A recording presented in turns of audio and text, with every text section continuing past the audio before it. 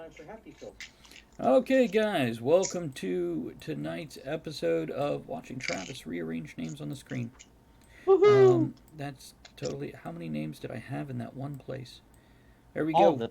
And I will rearrange them again later randomly as people come and go. But first, let's do the trailer for you. So we're going to play that. Here you go, guys.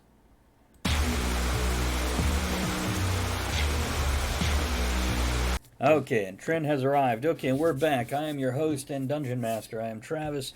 Here's your guys' faces. Here's the reason I'm here, because I can see you too. Creepy, huh? So,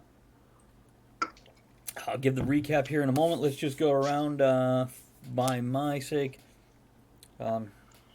Clockwise. Aaron, you first. Who are you? What are you doing here? Why are you wearing those clothes? I'm wearing these clothes because occasionally I change clothes. No, that's the character question. Explain to me why you're not dressed like you normally are. What happened?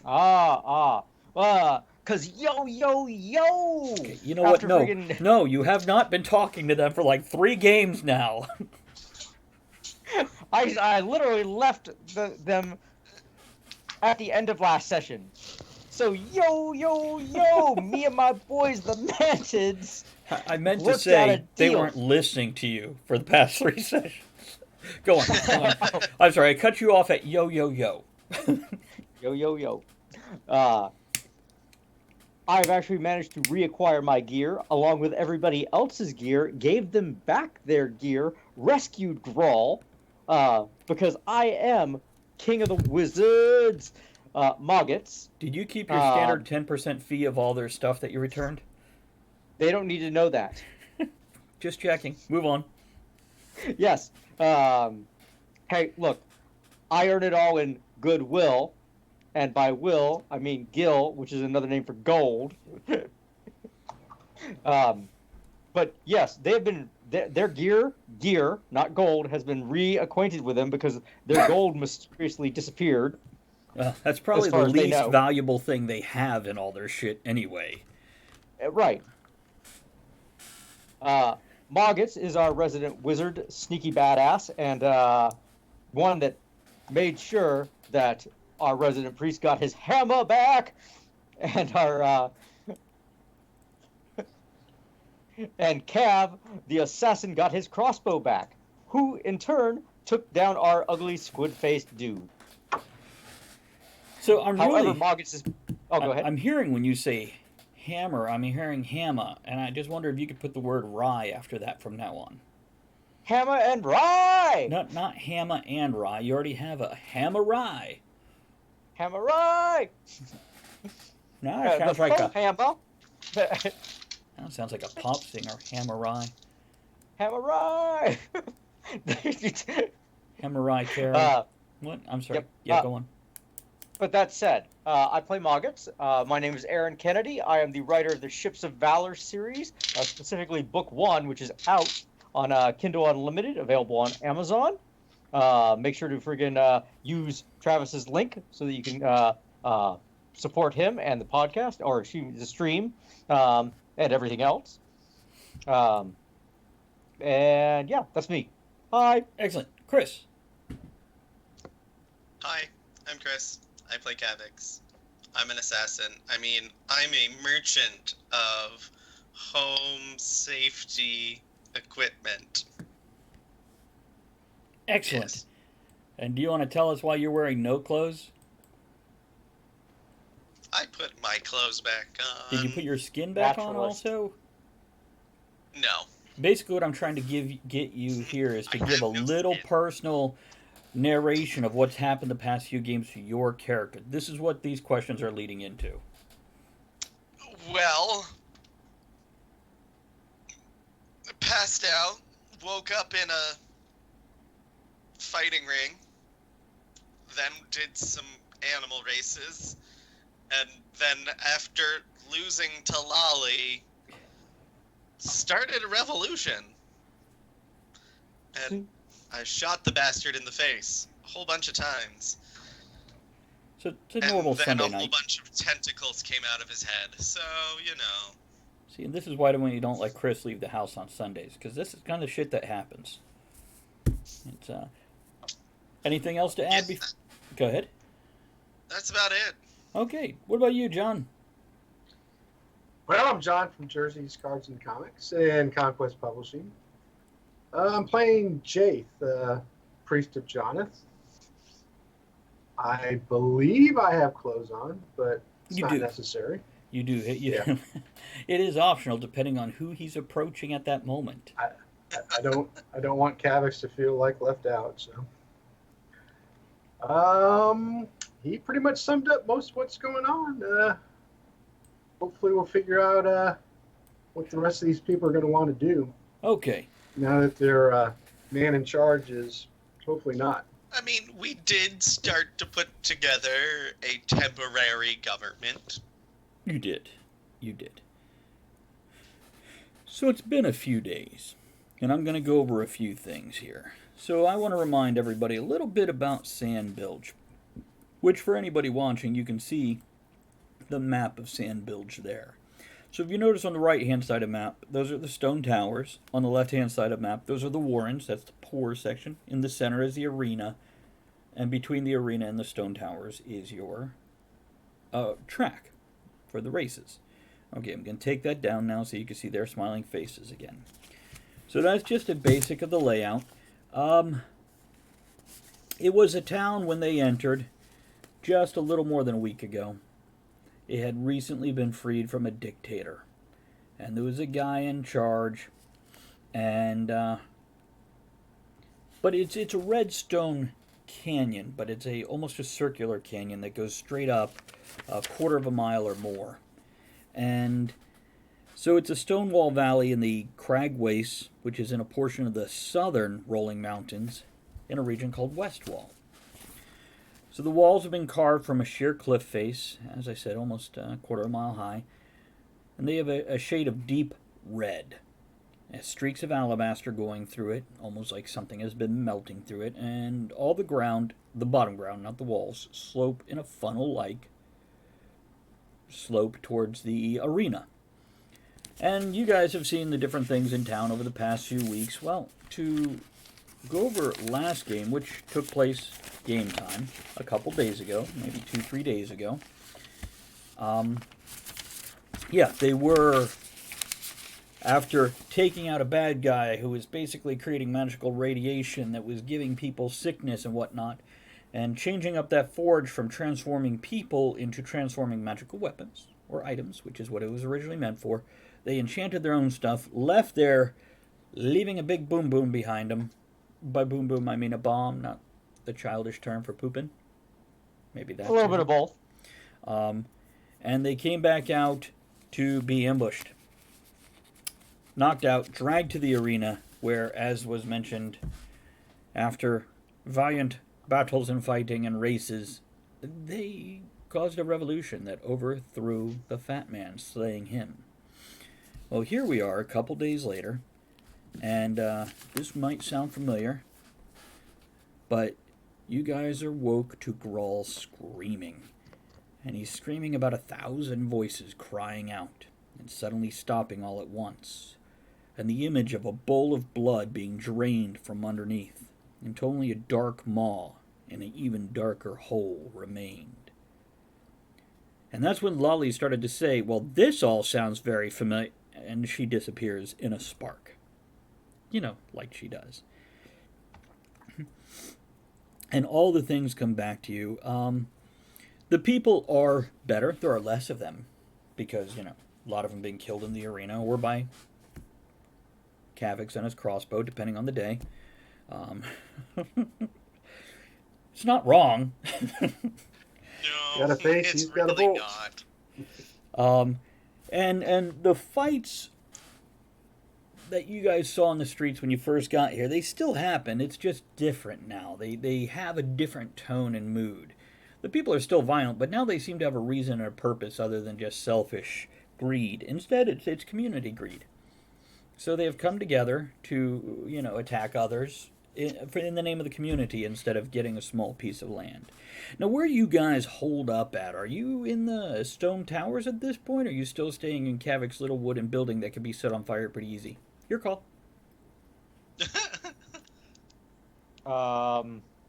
probably in wherever the fat man was staying, because that was probably the most defensible place. We got a church to build, so I'm down there. Well, we're going to have this as you're waking up, but yes, you have definitely put down the 4 cornerstones yesterday, and you're ready to go out there and start building it today. Sweet. You do have to discuss the option of, do you make the people do exactly what they're doing before and kind of enslave them to make the bricks for you, or, how that's going to work, but we'll get to that in a few minutes. So, everybody agree Stone Tower, or? I guess. I mean, does it have access to get underneath the arena, or is there even a underneath area? The underneath area was more like a dugout basement. You had about a 6-foot clearance, so anybody large definitely had to duck. But if you imagine how we dig a basement in a modern house, where it's just a hole, then you build a house on top of it. That's what the basement underneath the arena area was like. Basically, they dug, a 12-foot wide by all the way around trench and then built the arena on top of it. I'm just more concerned about Grohl's cryptic, big circular thing. That is happening right this second. That thing. So I'm just checking to see where you guys woke up to Grohl screaming again. And he hates it when you tell him it sounded like a little girl screaming. Because, he doesn't sound like a child. If you told him a grown woman, he would have been okay. Little girl, not so good. Well, no, I used the phrase of a very small woman. Like a road Karen? Or an elf. Or an elf, yeah. Tomato, tomato. And really, at that point in time, it doesn't matter what the elf's gender is. They're going to sound like a woman anyway. Yeah. Aphine. So yeah, the stone place is fine. Okay. It's just a place to sleep. I'll also remind you of the wind blowing through the carved holes at the top of the canyon, so you have that constant eerie whistle that shifts and changes, as well as the clock, which has been carved into the top of it, so as the sun moves across, it actually keeps time in the shadow on the ground. One moment. That word you just used. C-L-O-C-K? Not the carved C-O-C-K? Oh. Like a pot. What? Clock. Not like a chicken, but like a clock. Well, yeah, there is a chance that somebody carved a penis shape into the top, so you have a huge... Sundial. You spelled nuggets wrong. I mean, it's a sundial. It could be it could be carved however we want it to be carved. Well, not if you didn't carve it. But I'm open to suggestions. Okay. So I do also want to point out this little tidbit here. The Thrycreen, as you guys were setting up basically the guardians of the government, they do like to be called the children of Kalikian. Kalikian is a god, though a lot of people like Jaith may call it a cult as opposed to a religion, because that's what the big religions do to smaller religions, really. But it's a god of insects, which when the talisman came and the downfall happened, a lot of people very much were against Kalikian, which nobody really likes bugs anyway. But they have their place in the circle of life. But the Thrycreen point out that Kalikian is not all bad. He definitely tries to protect the environment and save the world. Insects are useful on the bottom of the food chain, etc., etc. If they're 6 feet tall, I'm not going to say they're on the bottom. Yeah. It all depends if they're standing on 4 legs or if they go up on 2. So when they go up on 2, they can be over 10 feet tall. Or if they're standing on your legs. That's true. Then they're on the ground. as tall as they want to be at that point. They tell you, you just nod. But you have not had that problem. But they have spoken of certain portents and prophecies and things their holy people have gotten. But, so yeah, you wake up at the crack of dawn and to Grohl screaming and kind of repeating. Did you have a comment about Dawn's crack? No. Okay, No, I did not. I saw your hands moving. I had a thought. I mean, we did just exit the devil's asshole. Dawn may be a devil. Hard to say. Not really. It's just a couple consonants and a few vowels. So, yeah, as he screams and you guys rush to him, and he repeats this same dream that is the one he had the day before you guys arrived. And that's Jace, when you Jace, hear... Jace. What? Hey, Jace, you know how to exorcise demons, right? Chase after them. Okay. I mean, what if Make them run. What if Rawl goes to the dark side? You guys know I'm He's right having here, prophetic right? dreams. Huh? What? You know I'm right here, right? And that I'm Okay.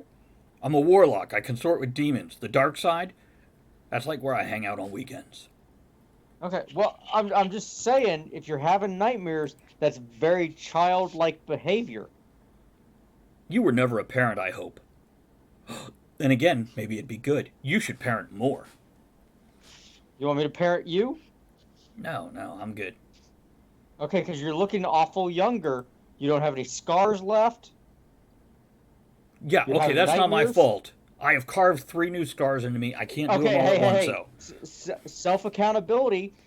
Friggin' children don't understand the concept of maybe you're reverting. Concept of what? I just heard kissing? You don't want me to suckle, do you? Not Whoa, happening. you want to suckle now? Maybe the lady doth protest too much. I'm no lady.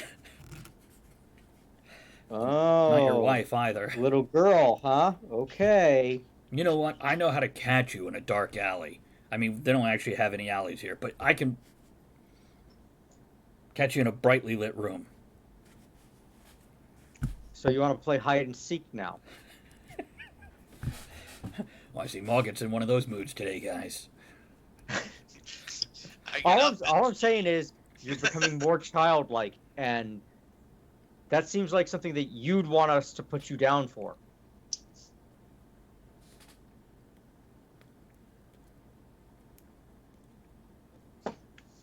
And I'd be willing to do that for you. I am so torn between threatening you and laughing with you. I don't know which one to do here. Jaith. I'd be What? willing to watch this fight. He'd probably give you a range in the arena. I was about to ask Jaith his opinion, but let's move on to Kavix. What do you think? I got up and left. Where'd you go? Away. To my shop. You walk outside through the, 3 outer rooms that lead to the back rooms where you guys are staying in the Fat Man's residence. And as you walk outside, the sky is a dark gray haze with rolling tumultuous clouds and lavender lightning gently arcing through it. Well, that doesn't look good. Yeah, you've seen thunderstorms. You've seen weird storms, because, after the cataclysm, really, these things happen. This feels different. And by feels, I mean literally. If you had hair on your arms, you're pretty sure it would be doing something. Or skin. Actually, did you get a new skin? Did you walk up to, other people and go, give me some skin? No. No. Okay. You're all brass and wood. Just different from having brassy wood. But, Got one of those too. Twist, Sensual. twist, twist. And, Help me out here. I'm cross-threaded. oof. You're gonna need a tap and die set if you know what I mean. Okay, so, yeah, you walk out of the building as they're doing their banter and bickering. And, yeah, shit's weird, dude. Shit is weird. I guess I will turn around and go back inside. And go back to bed. Wake me up when that's done. Just go sit in the corner and shut down again. Okay. This would go away. So Kavix walked out of the room, obviously ready to ignore you guys. And you hear his footsteps recede. Then you hear him slowly coming back. He's almost shuffling as he comes back. And he walks into the room with his shoulders slumped and shuffles to a corner where he sits down, heaving a sigh as only Kavix can, which is like this weird thing that's not quite right. And he slumps to the floor. And as his butt hits the floor, the whole room trembles for about 20 seconds. Little chunks of rock crumble from the ceiling to the floor.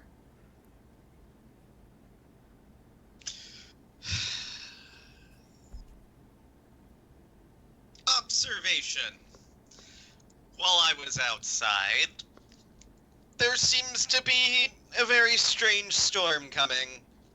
We might want to go take a look. Yeah, I'm done. I'll head outside.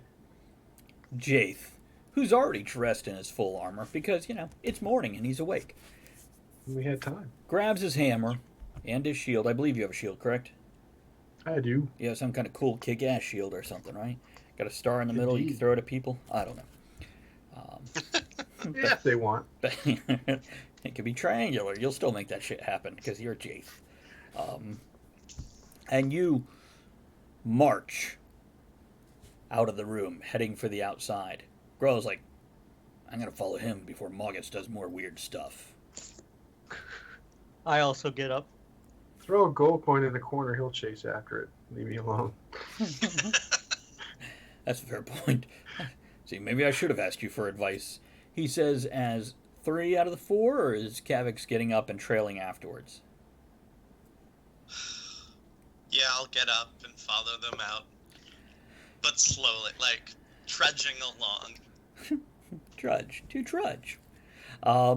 Yeah, you walk through that last little bit of ozone that What's-Her-Face leaves behind when she pops out, fizzes out like a TV being turned off in the 70s, including that little high-pitched whine afterwards that nobody can really hear, but Kavix hears really well. And as you get closer, the ground buckles and heaves again underneath you. Not tremendous, just a little rolling thing. And as you make it to the outside, you see huge tentacles ripping up out of the arena and gripping the edges. And the whole thing just crumples in. Now, the tentacles aren't like, oh, look, there's a giant octopus. No, they almost seem to be purplish energy. And they have lightnings crackling along them. And you can see that gentle lavender lightning I described before, just teeny threads arcing down to touch these tentacles. And, yeah, it burst up out of the ground, tearing down the whole arena. Now, interrupt me if you want to do anything, otherwise I'm going to keep giving description as you guys sit there and stare, which is okay. Kavix's little mechanical eyes get really wide. Is it time to go, guys? I guess technically they would just get brighter. Is that what happens? Yeah. Gentlemen, I believe it is time for us to take our leave. I believe this is well beyond our pay grade. I believe it's time to get the people into this building so they're away from that thing. When Kavix sat down, the buildings began to shake. If it does that when he sits down, what's it going to do when this thing starts going, shakes it? Now, I've just rolled an intelligence roll for all of you. You all absolutely knew Kavix sitting down had nothing to do with the whole damn place shaking. Oh, I know that. I know that. I know you do, but I'm just being clear to everybody else in case there's some, all of you go, no, come on. But anyhow. Yeah. Have I bullshitted today? Will I bullshit tomorrow? Precisely, yes, absolutely you. But as you guys are discussing it, the tentacles have crushed the whole arena. People are scattering away from the arena. Some smaller tentacles are popping up out of the ground and dragging them towards the center. And now there are tendrils coming out of the Great Fissure, coming out of those back caves, and they're just growing up the walls, seemingly in this direction. And as you look up above you, you can see other tentacles, the energy tentacles, coming out of different cracks between stone towers. Okay, quick question. Uh-huh. am I getting vibrations off of my dimensional rod in its safe hiding spot, my rogue's pocket, per se. Jeez. Rogue's pocket, also known as a prison wallet. Yeah. Hey, huh? A Yeah. hot pocket. Yeah, hot pocket in some cases. It's yeah, you Hot definitely pocket. are. Definitely are. And the wall on the opposite side above the Warrens is now cracking, and you can see huge white bones popping out of it. I'll give you a moment to enjoy that, Aaron. But then you can see the rock forming around him. Dark red rock. It's almost black. It's so dark. And it's coating it. And it launches from one part to another part and burrows into the next wall, creating these stone and bone bridges that are the color of dried blood, that deep rust color. Jaith, why don't you do that while me and Grohl do this? And I pull my rod out and start firing willy-nilly at the thing. Using the thing? The thing in the middle, the tentacles above you, or the bone and blood bridges? the closest tentacle that I've got access to. That's outside of your pants, you mean? Yeah. Yes. The closest purple tentacle. That's outside of your pants. Yeah. Yes. And I want to use that damaged dimensional being from the rod. Okay. Definitely able to do that. Now hold that thought 1 second. Kavix, Jaith, is there anything you want to do as he whips out his pale ivory rod and starts... Is there anything that's blocking the exit for people to leave the city? No. All right. Get as many of the beasts from the races and get people on them and get the hell out of here. Kavix? Okay. Okay. You got it. So you're just following Jaith's instructions. Is that what I just understood there? Well, I'd be yelling at the guards if there's any other people in there too. I'll be telling everybody, get to those areas and get one of those beasts and get out of here now. Well, here's what I want to point out to you guys at this point in time. First of all, you can see the Thrycreen, the children of Kalikian, just, you've seen a dozen of them. There are dozens upon dozens pouring out of other cracks and crevices. You're not sure they're being chased out by this thing that is happening, Tentacles. or if they are coming out on their own to help with this, but they're just pouring out, and the numbers are going to continue to increase. Jaith, you have something called Jaith's Army. This is the gladiators that you rallied to your side. They have become quite loyal to you. Now, the slaves over in the Warrens liked you well enough. These guys, they need a leader. They have chosen you. Matter of fact, a couple dozen converts to the religion of Jonath there. Now, Moggetts, you, on the other hand, have been quite the little charmer with the guards, who, by the way, have started wearing their rust-colored, skull-like masks around you, and they're called Moggetts Militia. That's the name that they have claimed. Gently suggested by you, because you like alliteration. And you suggested the mask much more intimidating than their goofy smiles every time they look at you. Clyde. So, what I'm telling you guys here is you have other people at your disposal, which, Jaith, I assume you're automatically telling your little army, get the people, get them on mounts if you can, get them out of the canyon, head out of Sandbilge. Now, of the Kalikians, did we know somebody that was actually in charge of them? Just the ones we talked to at first? I mean, did they have a pecking order? Yeah, they definitely did. It is very insect-like. You're assuming there's some kind of top bug somewhere. Okay. But there is definitely warrior sex, drone, and workers amongst them. You have mostly dealt with the warriors.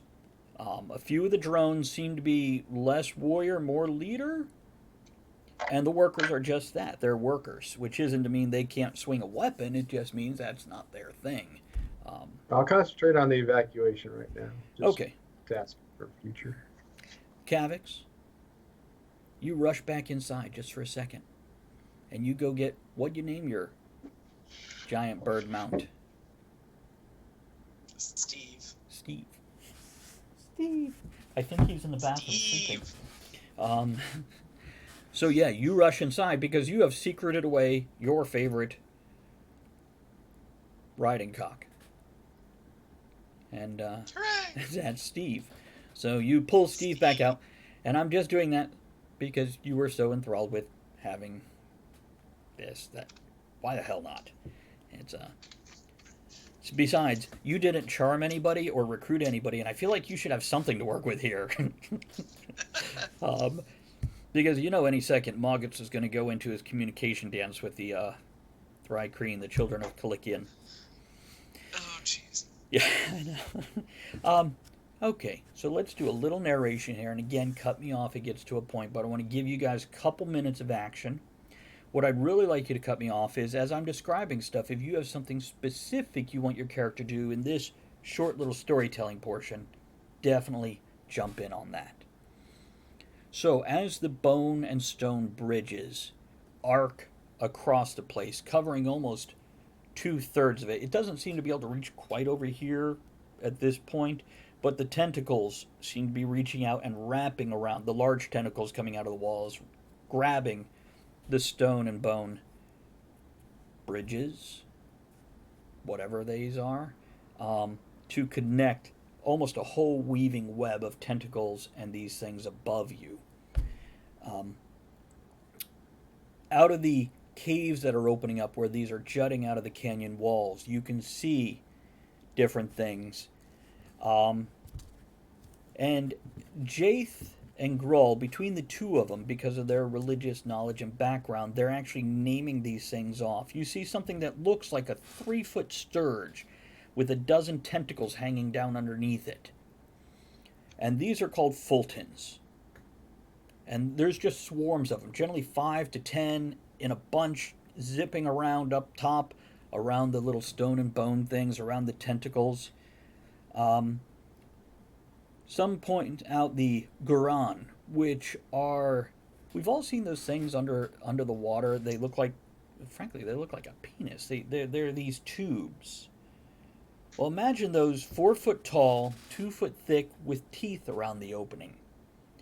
And those are in certain places amongst the stone and bone walkways. The giant tube worms? Yeah, thank you. Yeah. And then last but not least, the other fun thing you guys get to see is crawling along this interwoven web of things above you are the Crotons.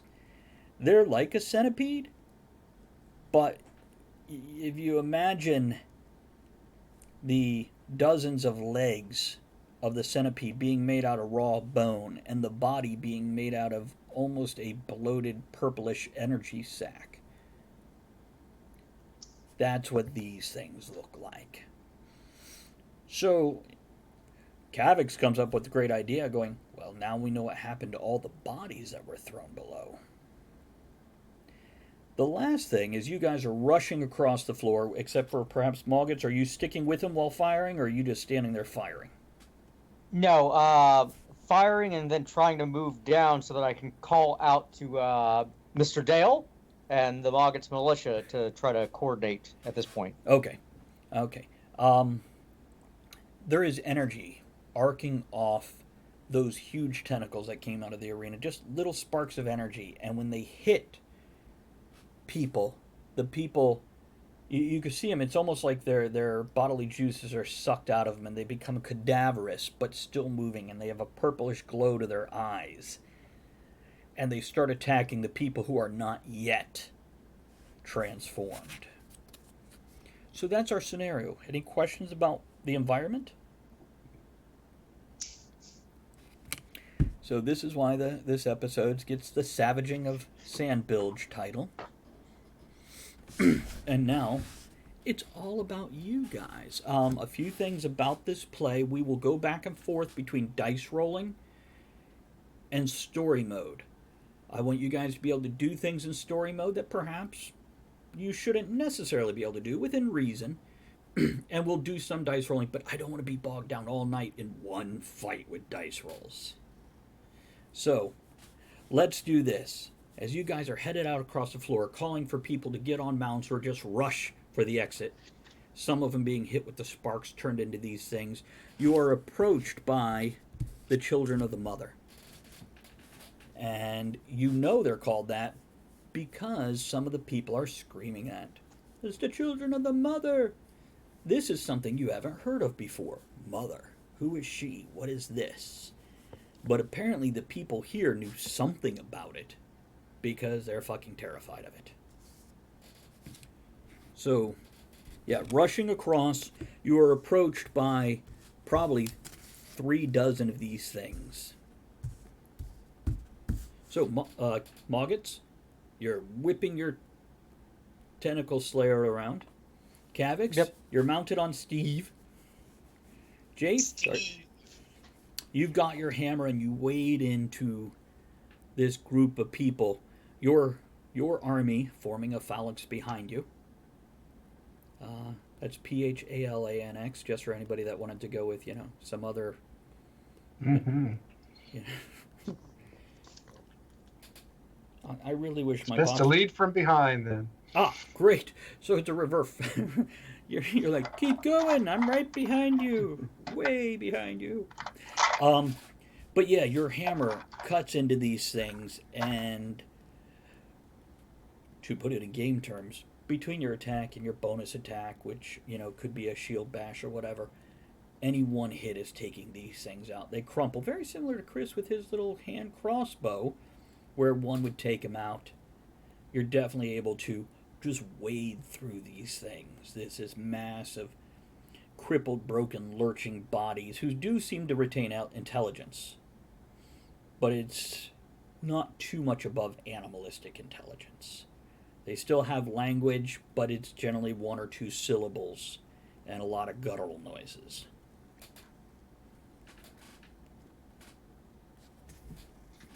Now, the good news is those flying tentacle sturges that are the size of a Rottweiler, they tend to be up. They're out of your reach. Same with those goopy centipede bone things. They're all above you. But there is ways to access up there. Some of these stone bridges have burst into the ground. And suddenly you feel like you're in a very alien landscape. I mean, Sandbilge by itself was alien enough. Now with this, and the purple sky, and clouds, and lightning.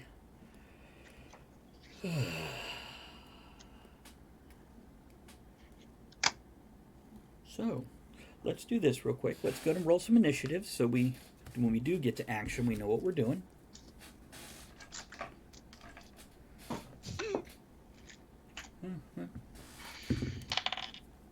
That is the first bad initiative roll I have ever had. Is it below 6? No. Well, anybody get below 6? No. Really? Even with your I do. bonus, John? I got a 5. Even with your bonus? Okay, well, good news. You get to go last, so you'll know everything that happens when you make your decision. Not really a dex-based guy. I've always debated whether initiative should be dex-based or wisdom-based. But, yeah. Okay. I got a 9. Got a 9? Okay. You got a rock. I got a rock. What'd Moggets get? 11. Really, nobody rolled well, but most of you rolled better than the other guys. So, Moggets will go first in all things this evening, unless we have a big enough break where somebody's like,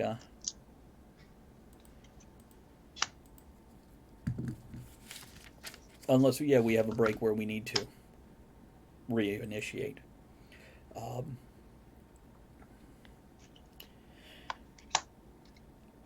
Now, everybody give me a perception roll. Oh, nice.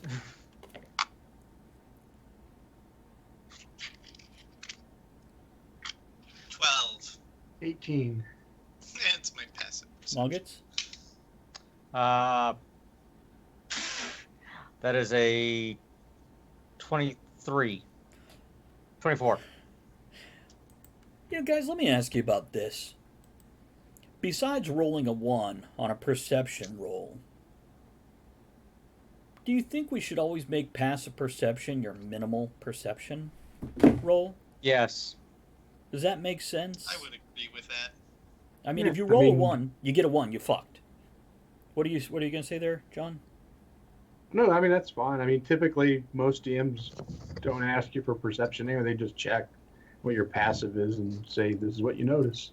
Well, I know this is above some of your passive perceptions, what I'm aiming for here. Right. So, just checking. You know, yeah, it's. I think what's the lowest passive perception amongst us? 12.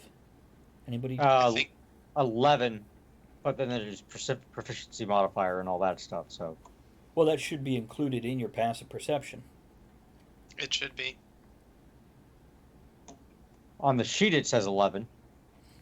It should be correct, then, in theory. Okay, so Yeah, that's with all of your other bonuses. Then your passive perception. is still pretty not perceptive. Okay, so Moggets and Jaith, as you guys are heading out towards it, you're about halfway between the towers and the tentacles in the center, which tentacles are now kind of starting to disappear now that it's torn down and everything has been set up. Apparently that was just a building phase. Looking back towards the towers, you see a large bulbous figure in torn flowing robes, but he's glowing purple. He has the stance and the form of the fat man. Now, on the other side of the canyon, standing on the stone and bone structures, you guys see a wiry, thin, bent figure, dressed same way, but you would say this is probably Madstone Burns, and he seems to be directing the stone and bone structures, whereas the fat man up there seems to be directing the tentacles that are bursting out of the stone towers in this side of the canyon.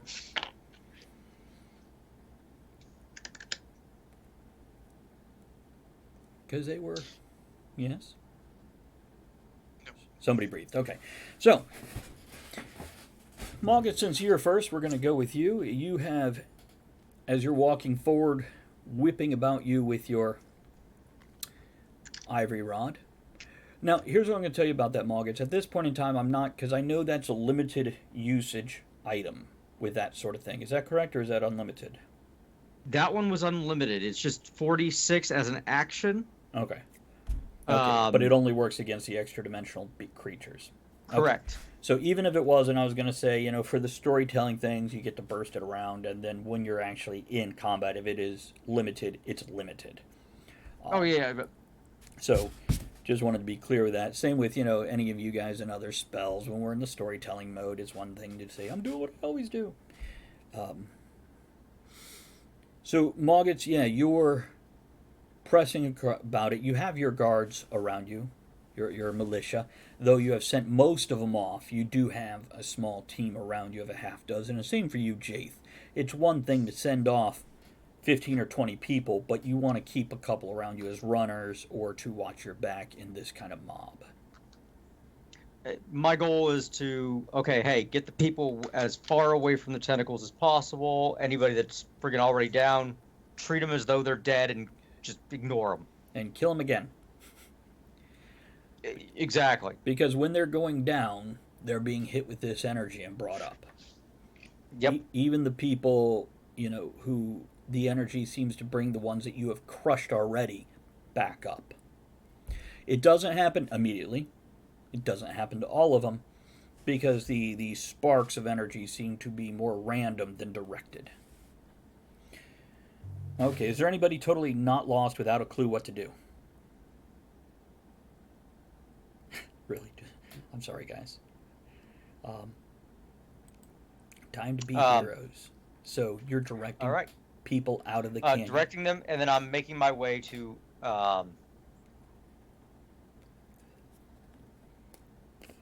along the ground, trying to get to the closest of the two guys. Well, They're both up. They're Okay. not at ground level. So there's going to be a bit of traversing either way. You're going to either get to go up the side of the stone towers or up the stairs to where you finally go up the side, or you get to go up. As I said, some of this stone and bone walkways do reach the ground that you can go up there. But let's do this. Jaith, you were heading specifically for the racetrack first to free the animals and get people on animals, right? Correct. Does anybody specifically want to head for the merchants? Kavix does. He charges forward on Steve. Yep. To try and get everyone to get their stuff and start funneling them like the back, like to the back of the wall, or like to the middle of the thing to like go down through the other buildings Right. to head out, rather than having them out into the middle and then out. Right. Get them up against. Well, perhaps not against the wall, because that doesn't. Not seem, against yeah, like right. the wall, but Right. like Of in the the buildings. middle. Right. Like, if I look at where'd the map go? Yeah. Well, I can pull it up, but I don't know if you guys see it. No, I gotcha. I'm with you, man. Yeah, through the merchant buildings, not up against the canyon wall. Because even though that part of the canyon wall has less crap going on it than any other part of the canyon wall, it still does have a thing or two. Yeah. There's like a pretty big path that's, it's not straight through, but like you can, you know. Okay. Here's what I want. Basically, when we left the tower, we split the party, and Right. the idea is we're kind of split at the moment, so I'm staying that kind of concept. Gotcha. Yes, exactly. Kavix, let's focus on you for a moment. Do you have a leadership role type thing? Or a persuasion is fine. Do I have persuasion? No.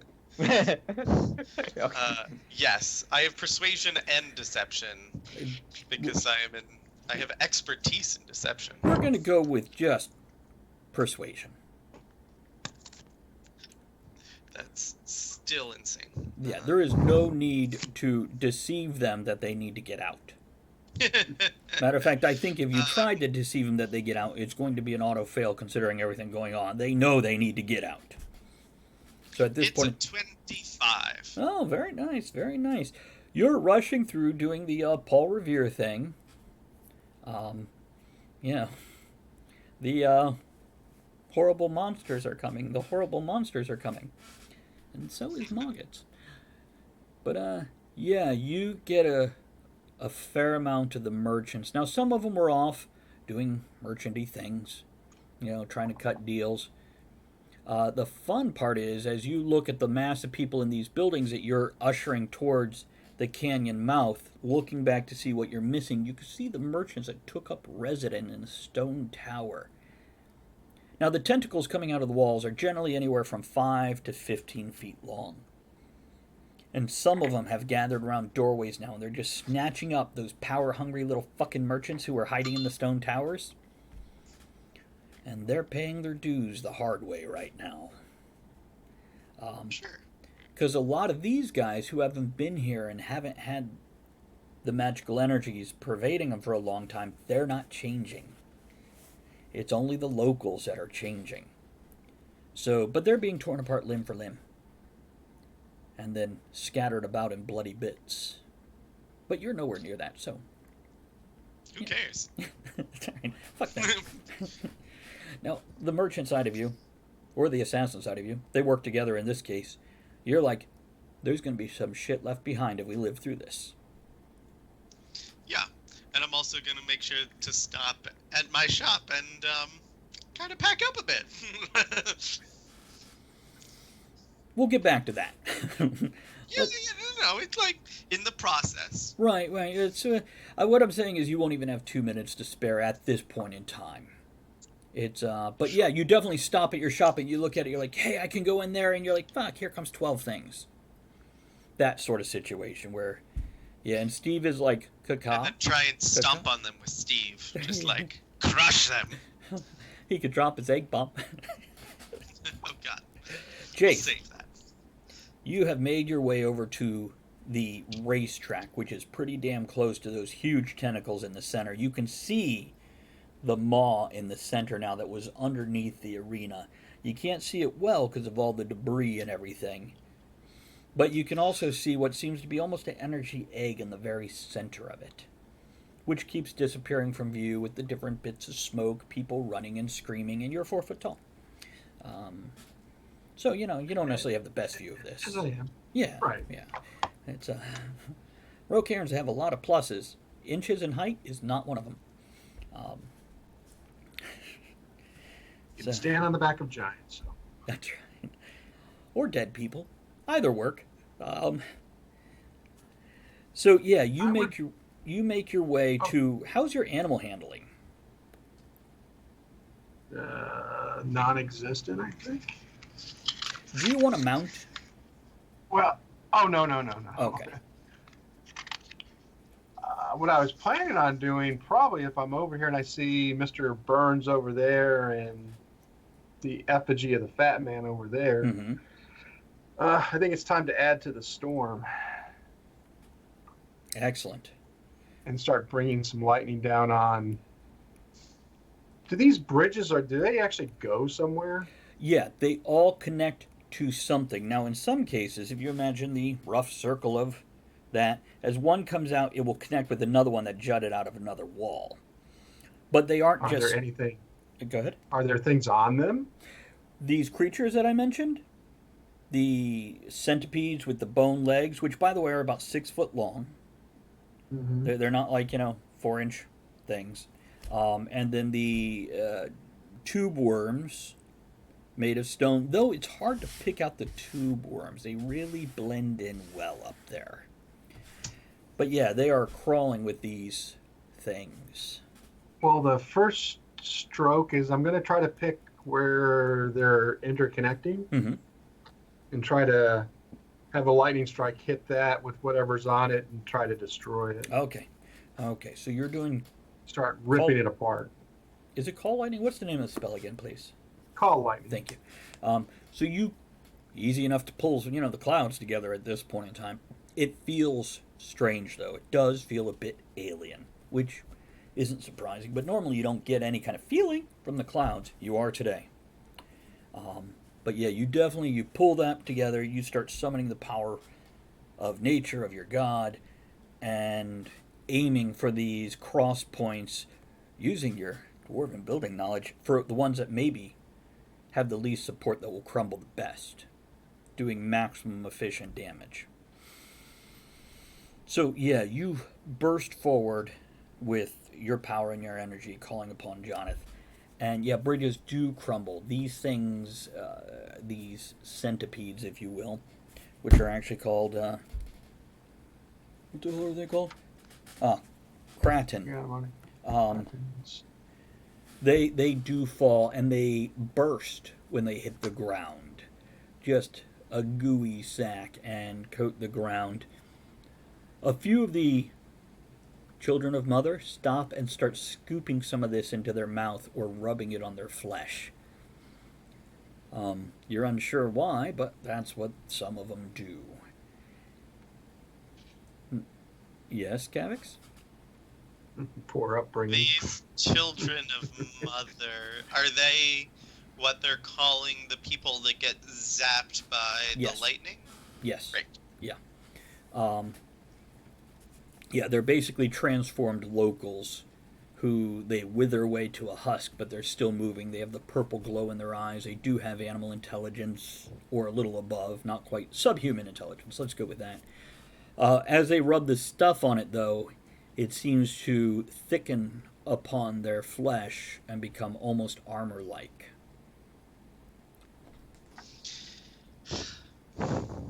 It's, Moggets, what are you doing there?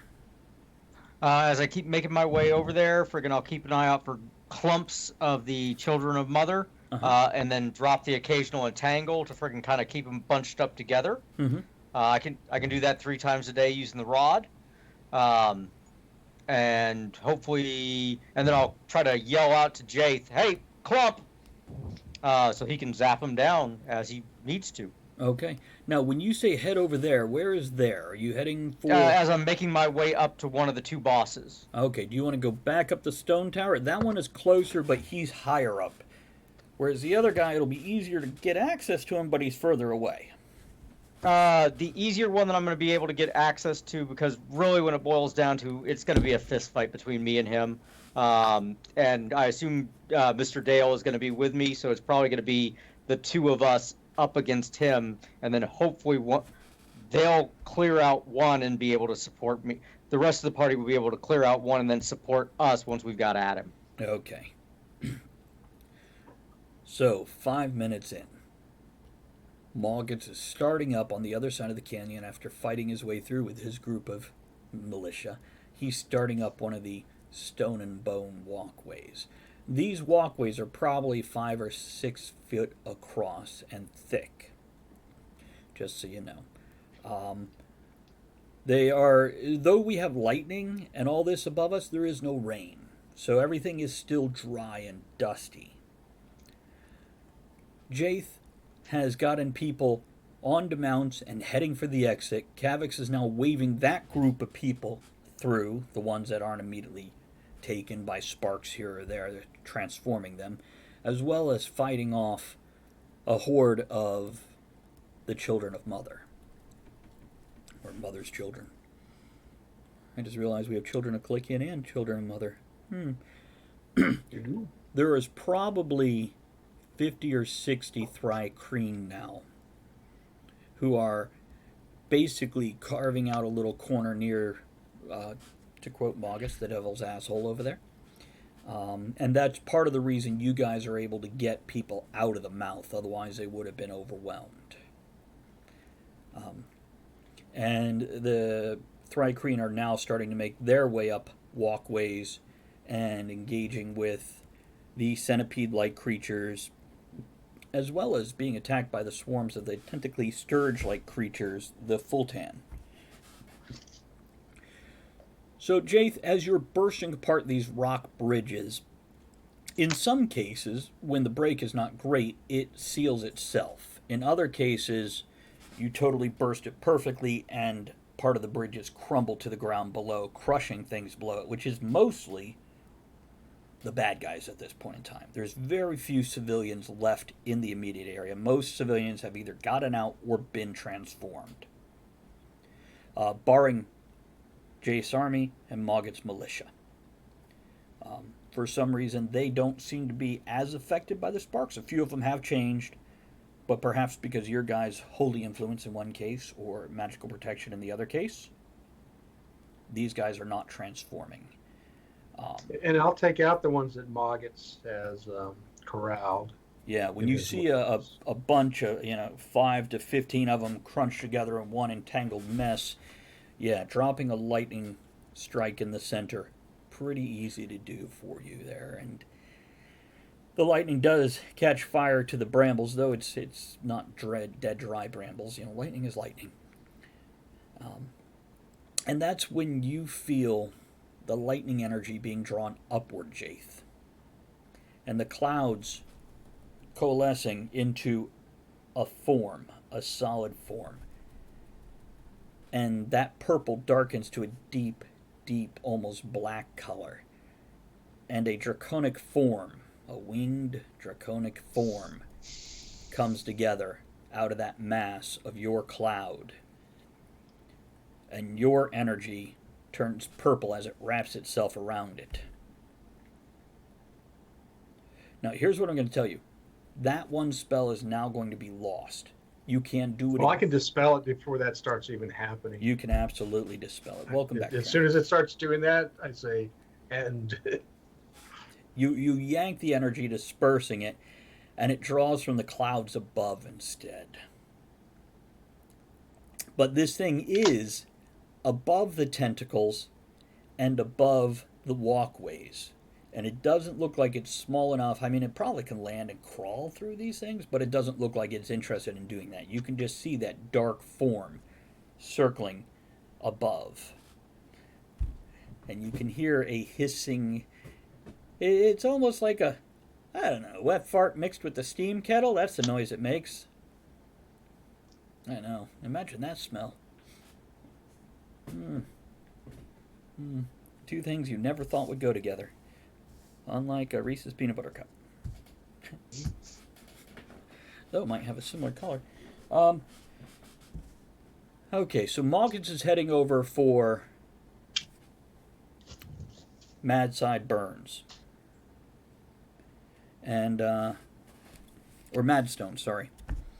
And I like Mad Sideburns better. it's angry facial hair. Watch out for some All a whole murders. bunch of little tentacles. And as you, Jaith, you said you're turning back towards the fat man, is that correct? No, actually, I'm need to get within 120 feet of the pit with the egg-looking Okay. thing in it. Okay. What you do see about the fat man up there on his high perch is there is a giant jellyfish-like creature with the tentacles coming out of it, and he seems to be controlling it, and it seems to be controlling the tentacles coming out of the walls. Yeah. And you recognize that as the mythical Kavelk. And the Eldritch Storm Dragon there is a Tavelk.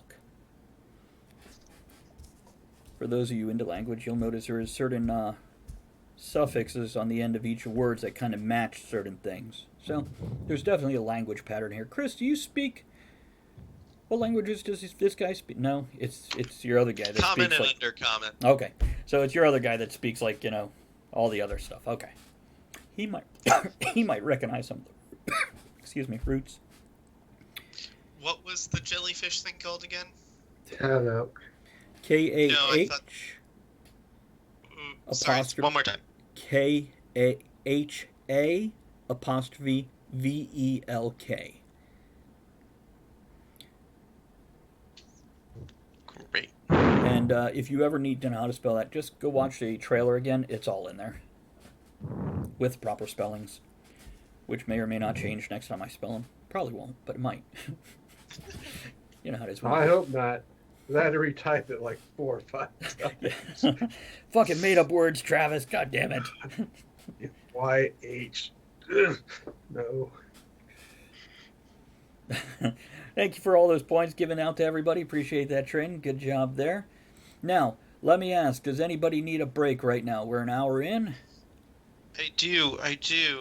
Okay. Take a break. I'm just gonna, since Moggets is that is about correct. But really, here's your chance to be heroes.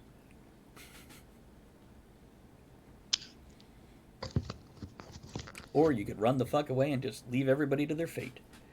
Which is what I tried that, but no, everybody wants to be heroes. I'm on a chocobone. All right, pee break. Oh, okay, he does need a break. Okay. So I'll stay No, here. if everybody else is getting up, let me do that real quick. Go right ahead. Go right ahead. I will talk to everybody that showed up and is hiding in chat. I appreciate you guys coming by and hanging out. Oh, really? I see a name I haven't seen here before. Glad to see you. A previous player of mine who I'm not going to call out of the... There you go. I couldn't call you out now. You said Kitty. Yeah, we have Mr. Bitey Otter here, and Zazzle was laying on our fried egg.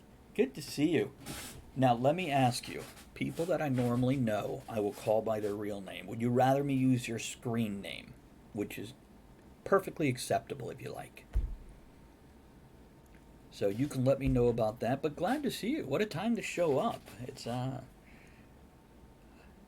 screen name, I'm guessing, is the yes please, as opposed to real name. So we'll go with screen name unless you tell me otherwise.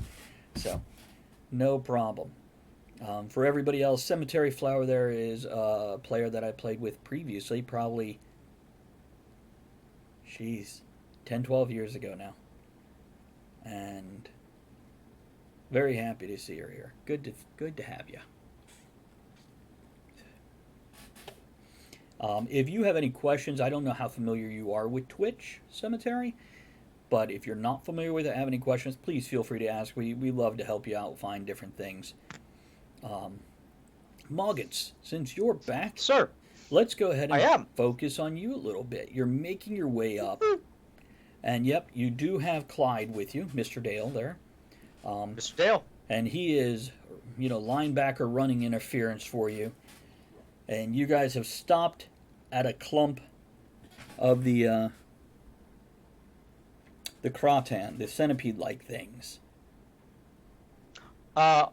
Are they animals? Do they look intelligent? Are they controlled? Or are they just kind of free forming and escaping They look like the ground? embodied energy from someplace Okay. else. And cemetery, to repeat for you what I said is if you're not familiar with Twitch and you have any questions on how to use it, please let us know. We'll be happy to help you out with that. Other than that, I was just doing an intro that you're a player that 10, 12 years ago played in my campaign in the events that led up to the book in Book 1 of Downfall, Harbinger. And now we are playing in a world 30 years after the events in that series of books. There you go. There you go. Trin will definitely help you. Trin's a great moderator, exactly.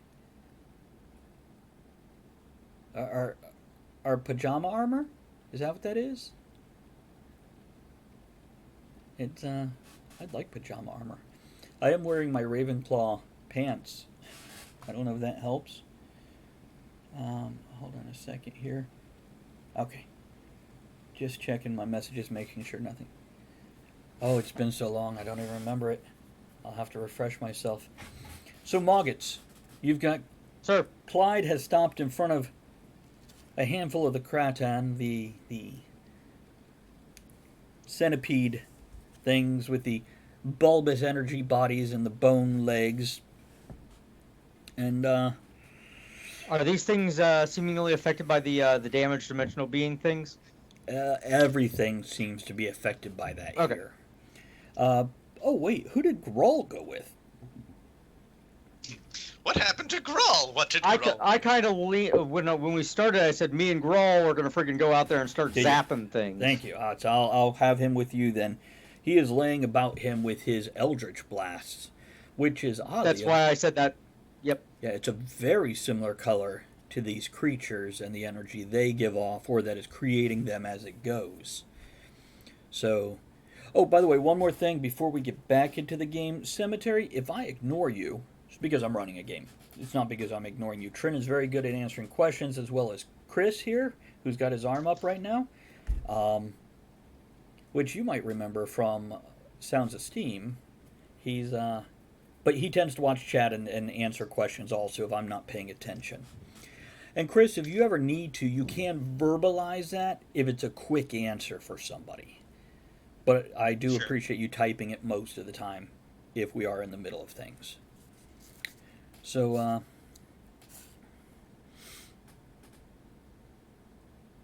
okay, sparking energy to walls.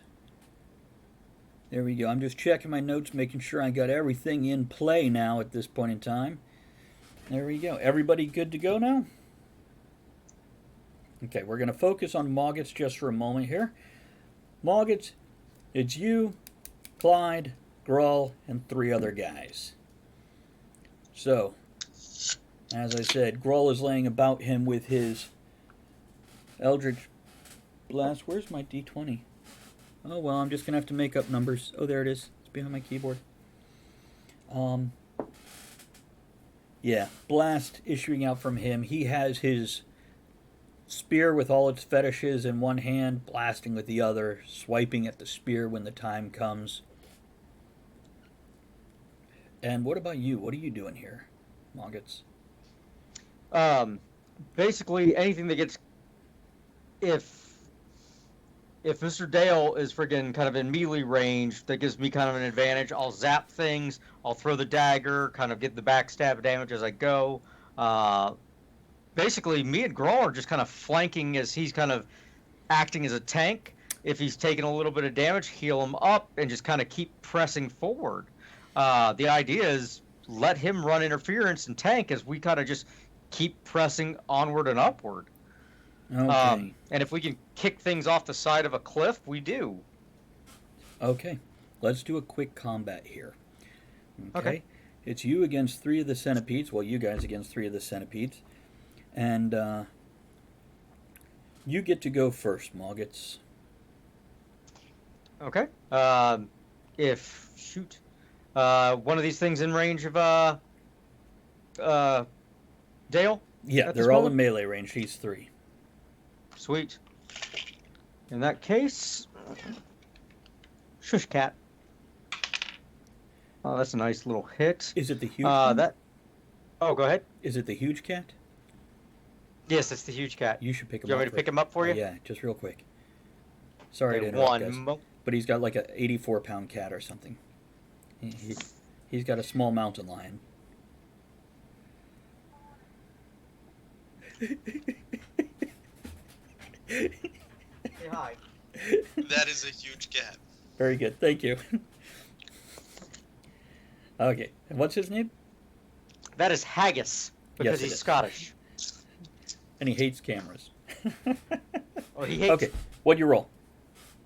I rolled a 14, which actually ends up being a like a 22, 23. Okay, yeah, it definitely hits the stony legs, if not the bulbous energy body of this creature. What kind of damage does it do? That is going to be nice 11. Plus 8, 19. 25. Wow, nicely done. That's for the first attack. Oh, do you want to take your second one? Because that one is very injured. You blew away half of its legs. It is laying on one side. But it seems to be almost drawing in a breath. I will take the second attack on it. That will miss. Okay. Well, Groll lashes out with his Eldritch Blast. Which, what's that do again? Damage-wise, Eldritch Blast. Do I not? Hold on, I got it right here. It'll tear the shit out of him, hopefully. It does. There we go.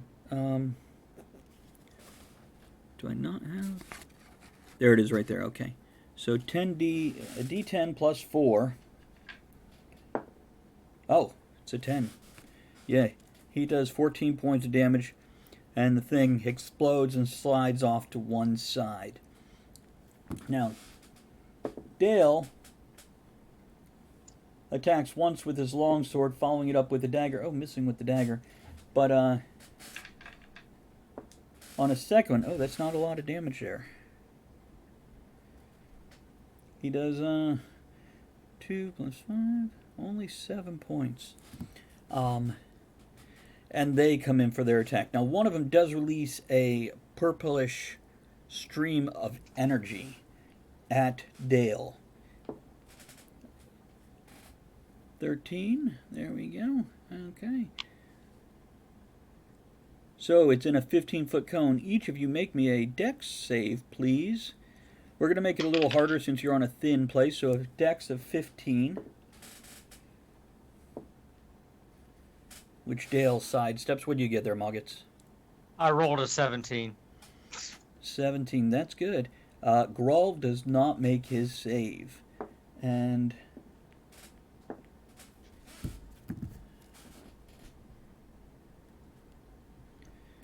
he takes 9 points of damage from that. Any other remaining attacks, bonus attacks, or anything like that going on?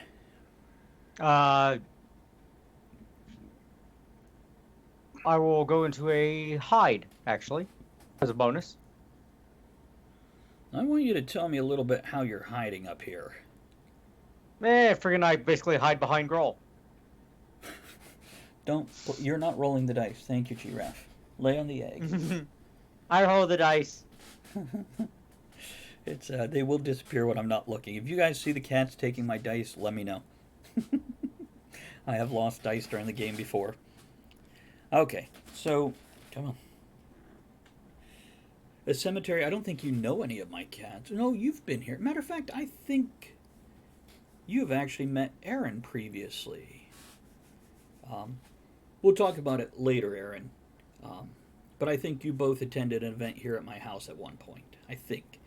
We played Cards Possibly. Against Humanity, I believe? It would have been a year or two ago. Maybe. It's been a couple years. Okay. So you guys, okay, don't get up there. You can't lay on my notes tonight. I need those. Right, where was I? Oh, yeah, girl took damage. You said you were going to hide, so you leap behind Grull. using him to hide behind. What's this hide thing do? Basically, the idea is it's just to get me out of sight of the enemies, make me harder to friggin' target. Okay, you know, I forgot the other 3 guys you have. Let's let them go before one misses. Oh, one rolls a 1. The other one, yeah, they miss also. Sliding off the bulbous hide, the energy deflecting their swords. Mog, it's up to you again. Okay. There's one injured aim for the one, next one one. uninjured one. Okay. Go for the one that friggin' Mr. Dale is currently attacking, the injured one. Okay. Ooh, nice. That is a 19. Oh, yeah, yeah. What are you attacking with here? Dagger again. Okay. The returning dagger. And do keep in mind, your rod will work on these things. Yep. Okay. Okay, 9, 10, 11 points. So swinging out, you throw your dagger. It sinks deep into this thing, and you pop it back to your hand, and it tingles in your hand. No ill effects, just there's some extra dimensional ick on it, which says something because it usually returns clean, even of blood. It doesn't bring back organic material, but there's a tingle when you touch it. Any other things you're doing before I move on? No, I will hold off on that. Did anything actually manage to hit Mr. Dale last round at all? No. Okay. Just Grull. So yeah, the Grull rolls a natural 20 on that one. Nice. Well done. Nice. And Doubles the dice damage. Thank you. Or doubles the dice. 13 plus 4, which is 17 on the third one. Dale leaping forward at the one he is currently attacking, missing with the sword but hitting with his dagger, and taking out the injured one. So the third one, the other 3 guys lunge at, one hitting, one missing, and the third one hitting. We're just going to give him...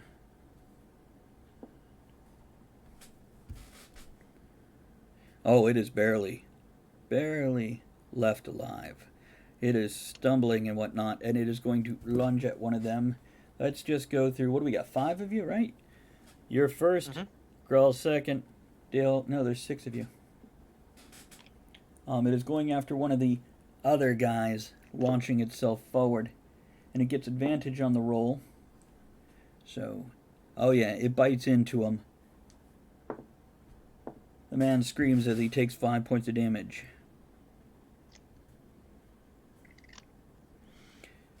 Mind you, they're not first level, so he's not dead or anything. And, yeah, it is a new... Go ahead. Nope. I will use my second dagger and throw it at it. Okay, before the end of the round? Before the end of the round. Go ahead. That is a 17. 17 does hit him. No, I guarantee whatever damage you do takes him out. Okay. But here's what we're going to do. Give me a quick dex roll. Easy 12. Yes, I make that. You scurry forward, grabbing your dagger as the body slides sideways off the walkway. So you don't lose the dagger. You're able to recover it. Now, let's turn back to Kavix. What were you doing?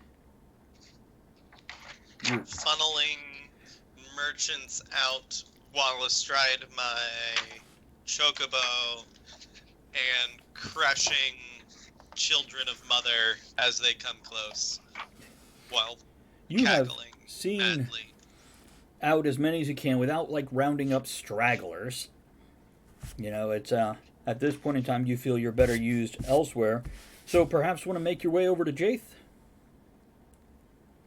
You launch yourself through your crowd, your chocobo leaping and bounding around things, coming down with 2 clawed feet, letting out loud peacock-like noises, which I could do that noise, but everybody would hate it. And you'll be arriving next to him next round, okay? So, Jaith, remind me one more time what you were up to. It's heading towards the. I need to get within 120 feet of the pit, where that egg. Yeah, formation you're thing there. is in the middle. You can easily be within range this round, no problem. I want to observe what happens when I attempt to dispel the magic on it. Very good.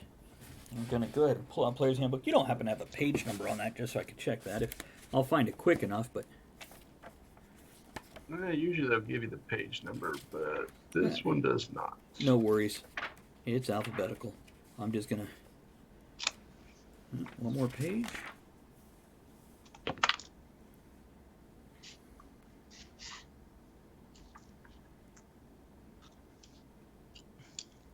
Okay. So what you're going to do is give me a dice roll, which is... I'm making a spell versus its level. Right. We're going to go with... roll me a 17 or better. I rolled a 17, actually. Oh, really? It's funny you say that. Nice. Yep. It's, so yeah, you call upon the powers of your god to remove this foul thing, to stop the magics, and the egg stops growing and the glow dims to a dull purple, and it almost seems to solidify into something solid. Now, does it change the other tentacles and stuff in the area? No. Does anything else happen? That's what I'm looking for. The All right. larger tentacles coming out of the pit were withdrawing at this point anyway. They seem to have done what their job was. So the large tentacles coming out here don't really seem to be something you have to worry about at this point. But there was something else going on that you have stopped. If not stopped, you've definitely put a hold on that damn thing. Okay. So any other bonus actions or anything? And keep in mind, you do have a few soldiers amongst you. Well, gladiators. You said it's solidified?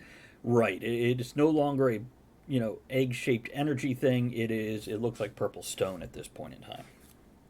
How big is it? About 12 foot top to bottom, about 6 to 7 feet left to right. All right, well, probably too much for them to try to go down and break. So, It is hovering over the large maw of a hole also. It has not fallen into the hole. It is just hovering above that hole. And the hole that you can see is probably 20 foot across. And the jagged stone outcroppings look very toothy-like. well, I won't be able to do the next thing I want to do until the next round anyway. So, I'll try to get them to go and dispatch any of the other children of Mother that are in the area. Very good. So you go all Yoda, around the perimeter. We will do that thing that Yoda said. Around the prisoners, a perimeter we'll make. Something like that. And we're going to give you guys another round here. So you see Kavix coming up, barreling through the thinning crowd of the children of Mother, knocking them willy-nilly hither and yon. Crushing them with giant chocobo feet. Yeah. So, Kavix, we're going to start with you, sir. With me? Yeah, and here's what I want to tell you. If you want to dismount, then make sure I don't forget to have your critter help you, because I will totally forget that shit. Just like John with your soldiers around you. If I'm like, end of round, and they didn't do something, make sure you nudge me and remind me that you got these guys doing some backup shit. Well, as I don't think I'm going to be able to hide anywhere around, there's no reason for me to get off of my chocobo, and I can still shoot and stab things from astride him. Yes. So...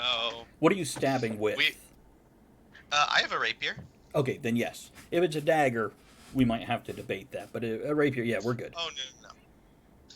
I mean, I have daggers. I can stab with daggers, but Well, it's, I have a rapier. Yeah, keep in mind your butt is 4 feet off the ground, so depending on the reach Right. and whatnot, the rapier is definitely easier, and I won't bicker about that. So Yeah.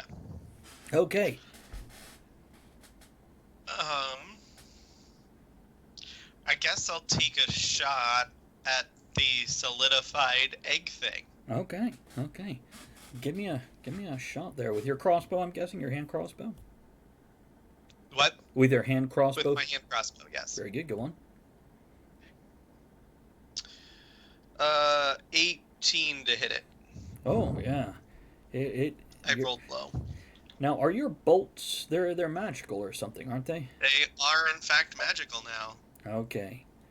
Because you guys have definitely noticed your newer weapons that you just got definitely seem to have more of effect than punching, kicking, or hitting with something standard off the belt.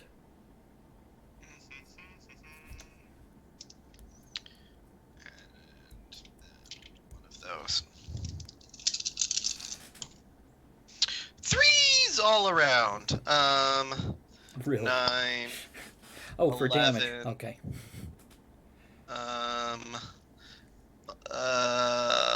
18 points of damage. Wow, nice. Yeah, there's your crossbow bolt sinks into it and you see a purplish crack appear in it. And the energy crackles along the outside, devouring the crossbow bolt, which doesn't really matter for you if I'm not mistaken. But yeah, you've definitely started to crack open that egg. Great. And if there's any of the children, I'll take my unarmed, or not unarmed, but my, what is it, the kane, I essentially get a second melee attack if there's something. There's one. You just gotta, with your knees, guide this little guy 4 feet to the left and stab out. Go ahead.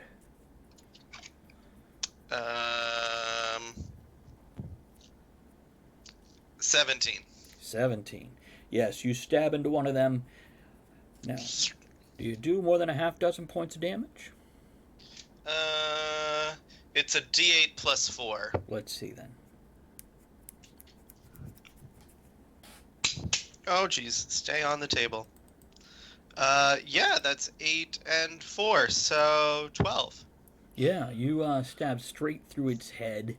The light goes out of its eyes and it slides off your weapon into a little heap on the ground. And you see the energy trace along its limbs and fade. Now, let's see. Yeah, there's a few guys around. Let's have, we're going to have one of the children attack Jaith there. Oh, no. Jaith, you easily sidestepped the clumsy creature. Yes. Please bless Emmy for us. Bless you, love. Or if it wasn't Emmy, John, please bless whoever you have tied up behind the screen. They're in front. No, never mind. Whatever. It's Andrea. Hey, Andrea. Hey, everybody notice the first by her name? That's the founder badge. Yeah, no space between the cheer and the 50. I hope that means Andrea's coming home soon. Yeah, I've noticed those pop up in a lot of channels. No exclamation point either, Andrea. Just cheer 50, all crammed together. Thank you for the bits. Here's to Lolly that totally bailed on you guys. Bye, Lolly. You get the feeling she may be close soon. Yeah, well done, Chris. So, there you go. Made it in the journey. I'm obnoxious. So, yeah, Jaith, it's your turn. You have the egg in front of you. You have one of the children trying to get at you. Are there any children within 10 feet, a 10-foot radius of the egg other than this one? Yes, there are about 5 of them. All right. Because a shatter, I have to cast it on a creature, but I'm hoping to catch the egg in it also, since it has a stone structure to it. Ah, very good, very good. So the creature and anything else needs to make a Constitution saving throw DC 16. Okay. 1 fail, 2 fail, 3 fail, 4 fail, all 5 fail, the highest being an 11. So there we go. And as for the egg, oh, it rolled a 7. Poor egg. Yes, what is the effect? They take 32 points of damage or half. Wow. Creature made of inorganic materials such as stone, crystal, or metal has a disadvantage on saving throws. And objects that aren't worn or carried also take the damage. Okay. If it's in the spell's area. Now, it does damage to organic creatures also, yeah? Yeah. Okay. Yeah, you drop shatter. That's why I said I wanted to target that thing and then hopefully catch the egg in it also. Right, you targeted one of the children. These things, they explode into pieces. So, you know how like a lot of them you stab and I'm like, oh, 5 minutes later they're rising up again as they get re-energized. These will not be doing that. You have definitely signed the bill on these guys. And the egg rocks and tips and plummets into the hole below it. And you can hear it shatter. After about 3 to 4 seconds of falling, it shatters. Oh. You hear the cracking sound, and a plume of purplish energy bursts upward out of the maw.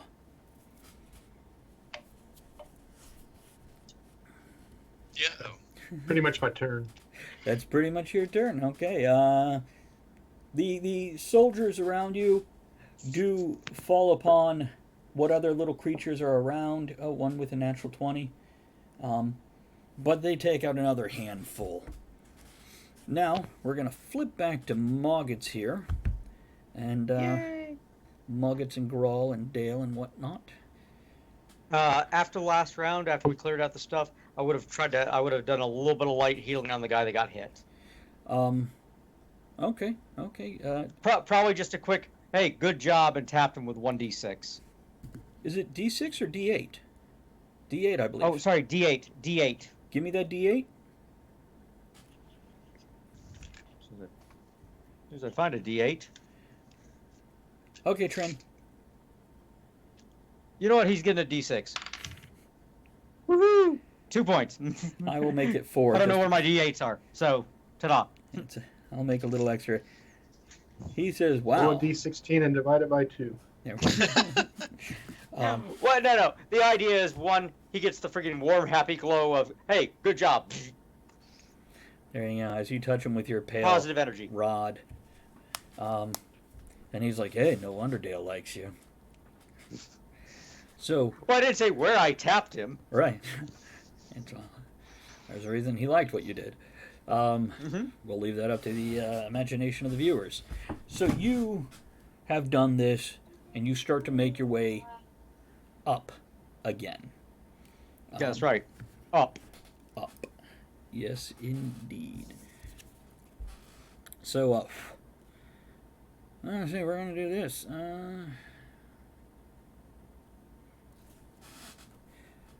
As you turn a corner, unbeknownst to you, one of these, the Guron, the tube worms with teeth, launches out at you. And there are little tentacles in its maw that try to grab at you as it tries to bite you. So, and it gets a 19. Does that hit? Yeah, that'll definitely hit me. Oh, well, it's not rolling so well. It rolled. Yeah, you take 4 points of damage as it bites into you. I will use my reaction to have that damage. Oh, very good. So you get half that much, which I think would be 1 if I'm doing my math right. Wait, no, sorry, 2. 2. My bad. And you see a group of these things clustered in the corner of one of the intersections there. And what was your full round action now, please? I will zap it with the rod at point blank range. Very good. You can't just stay there, my girl. That's 8. And another 8. That's 16 points of energy damage to its chest. You did roll to hit, yeah?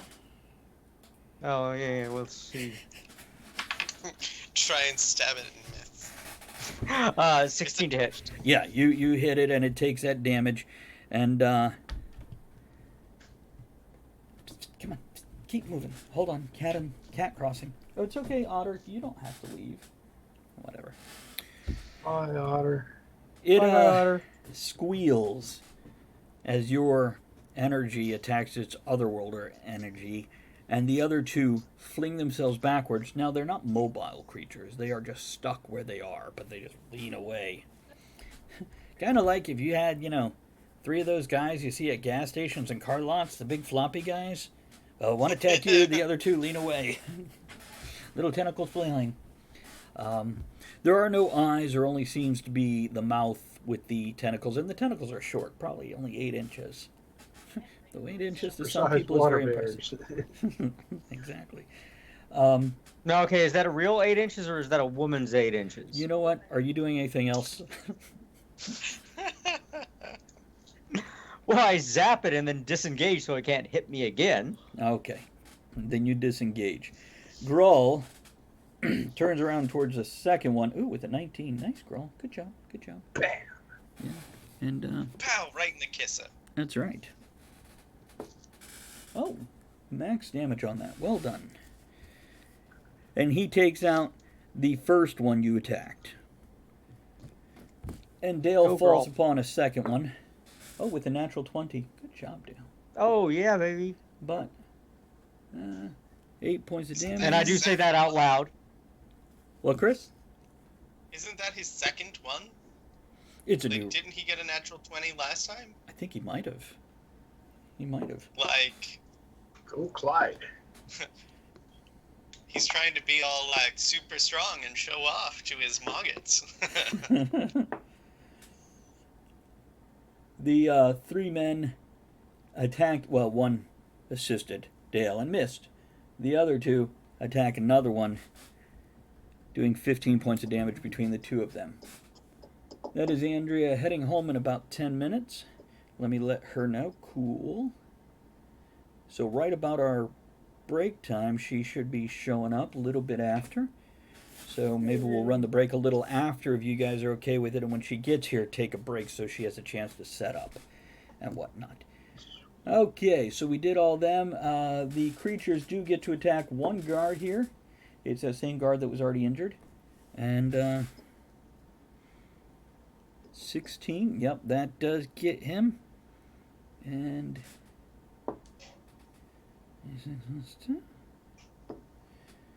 the bite bites into him and the tentacles wrap around him attacking, so we've got 2 points of damage. Plus 7, 8, 9, 11 points of damage. So he's at minus 13 right now. Okay. Any other actions before the end of that round there, Muggets? Okay. No, I disengaged and then just moved back to kind of get myself back in the middle of the group. Okay, you're back in the middle. You're up. Any other things still standing, or did they kill that third 2. one? 2 things standing, both injured. I will attack with dagger, yelling magic missile. Magic missile! Is it returning dagger? Yes. Okay. Yes, John. 13. 13 to hit? No. It scrapes off Then his armor and returns to your hand. Any other actions before I move on to everyone else? Nope. Okay. Grull is sticking with his blast from afar, which... Oh, that doesn't hit either. Not so good. What about you, Dale? What are you doing? Does not hit with his sword. Really? Yeah. He attacks one, doing 5 points of damage. Not enough to kill it. And the other 3 guys, one is assisting Dale. Oh, that's a natural 20 for him. Oh, that's good damage. Chris is like popcorn over there. And then the other two guys attack the other injured one. One rolling an 18 and one rolling a 2. Well, you know, what are you going to do? So there is one remaining moving. It is heavily injured. Any other things before the end of this round? Oh, wait, it gets to attack. Make it attack. Oh, it does not do well. Its bite does not hold, so its tentacles don't get to try. Anything else from you, Aaron, before we hit Nope. beginning of a new round? What are you doing? One left alive. Very tore the fuck up.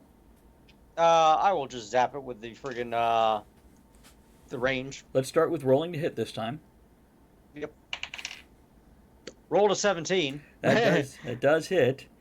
Yep, that's touch attack, and then friggin' zappa. Oh, nice. 10. Yes. And another, that's 18 points. Yes. You blast it open like a really ugly fucking flower. And then you move forward. You're hoping you should be able to get to Madstone in a few moments. Okay. If as we're moving forward, if I think when I think I'm less than a minute out, I'm gonna cast Mirror Image on myself. Very good. Otter, you can't just stay right there. Pick a place. It's okay. Good, Otter. Where are you going? Okay, let's flip back over here to Kavix and Jaith and your crew.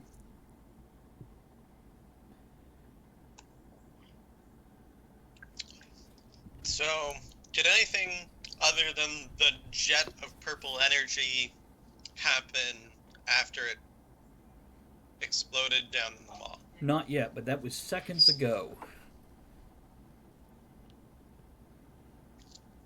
Great. I will then take off on my chocobo to the nearest group of children of mother and try and smash them to pieces. Very good. What about you, Jaith? What are you looking to do this time? I'm gonna just survey kind of what the effigy of the fat man's doing and what Mr. Burns is doing.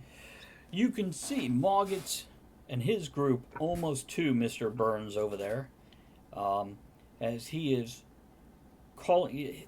From all appearances, they're both supporting these structures and the creatures. What about this? Okay, what about the storm up above us? It was getting ready to suck all my energy into it. The creature formed out of that. So the storm is still there, but there is some kind of eldritch dragon flying around above this web of structures that these other guys are generating, and the stone and bone walkways and the tentacles that are interlocking and continuing to weave through each other and create this web of stuff above you, that's what's being controlled by the two, what would be termed caretakers, which is the Fat Man and Mr. Burns. And those items, the tentacles and whatnot, are what is reactivating the children, as well as what is summoning or creating or pulling more of these other flying creatures and centipede creatures. So those things are going to keep multiplying until your two anchors are taken out. All right, how long will it take me to get to the effigy of the fat man? How's your climbing? Yeah, I climb okay. There you go. Can my chocobo hold me and a Jaith? Or is he a little too frail for that? No, he could. I'm but not that considering frail. the weight, you're going to move just as fast running at that point in time. As opposed to, he's going to be too slow at that point in time. It would not be advantageous for you. Because, all these creatures that were in the races, they're all very much single-person mounts. Right. So do you guys want to head towards the Fat Man? Yeah, I tell you, I got to get within 30 feet of him. Okay. Now, what you guys, moving across the base and floor, you will run across a couple more of the children. And then you're up the steps of the stone towers, off to the side, up a second set of flight, across the thing, and then there's going to be a short climb. Now, once you're at the bottom of the climb, Jaith, you will be within 30 feet of him. But if you guys want to get into melee range, and by the way, he will be, because of the angle at the bottom of there, you might be able to step back and get a clear shot. But basically, he will have partial cover up there because of the way he's not standing right at the edge. Right. Though you might be able to tempt him to the edge. He does seem to contain more intelligence than the children. So probably means ego is included in there. So we're going to give you guys a moment as you make your way across the floor. And before we go back to Moggets here, we're going to tell you about the... You know, it's hard to see. You're a shadow across my things now. I guess you guys can't see him, but right here is a cat who laid across my notes. So yeah, as you guys hit the stairs and make your way up that first set of stairs, a small swarm of the Fultan come down at you. Those are the things about the size of a large dog that look like Sturges if Sturges had a belly full of tentacles coming out of him. So, and it might actually be the Sturges that they had here that have been transformed. So, as you guys are headed up there, now, do you want to stay on your chocobo at this point in time, Kavix? Yes. Okay. These creatures come down at you at a pretty good clip, and Kavix, you get to react first. There's 5 of them. Great. I'll take a shot at the closest one. Hand crossbow? Yes. Okay. Let's go with this one. I haven't used this one in a while. 24. Oh yeah, that definitely hits him. Quite so, quite so. Grand.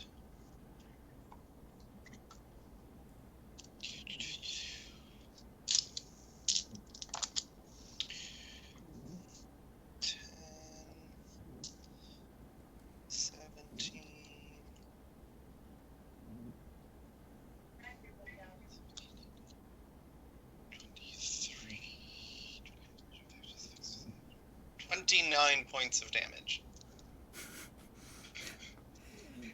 Well, it's almost enough to kill him, but the fall to the ground will do the last point. So, yeah, you take one out who and lays twitching. And by the way, those tentacles are a lot longer than it looked when they were up in the sky, as they trail a good 8 feet plus out from underneath their bellies. Oh, good lord.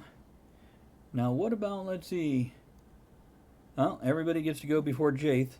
So, your gladiators, did you want to name one of the gladiators? Do you have a favorite gladiator? Jaith? Oh, do I have it? No. No. Okay, well, we're going to name one of them. The guy with the potato-shaped head, his name is Sputicus. Imperious. Did Bubba Fett's join his militia? Or Bubba Fuds. That was the, bounty hunter. I remember him, and I have a note on him over here, and I was debating what happened to him. Let's say yes. He went which way the wind blows. He's a mercenary, so yeah, he'll be amongst the gladiators. Sure. So, just Bubba there, right? Okay. Well, they get to go, and they are, considering the closing, yeah, they're going to be in melee range. The first one's...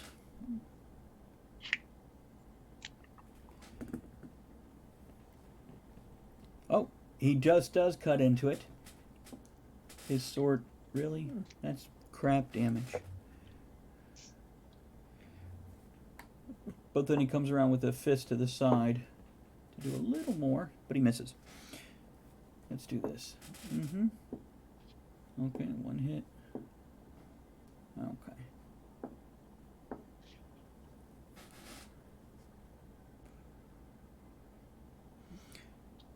So they're teaming up on one.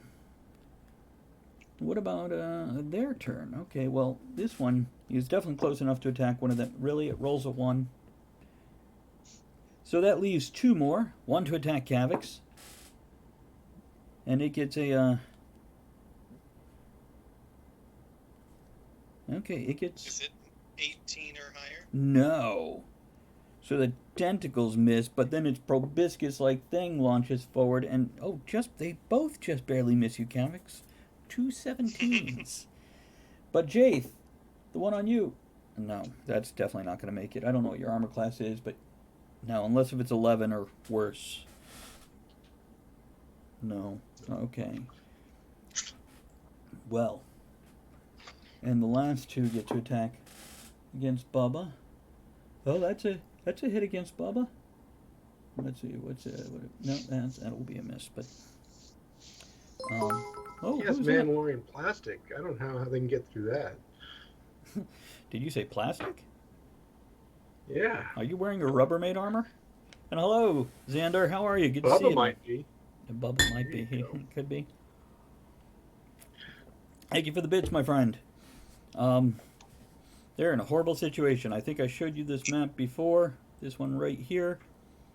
They're over on the right-hand side of the map, trying to climb the towers to get one of the big bad guys. Now, Xander, just so you know, I may ignore you guys. Not on purpose, but because I'm running the game. But between Trin and Chris and myself, one of us will answer you, either typing or verbally. Okay, so...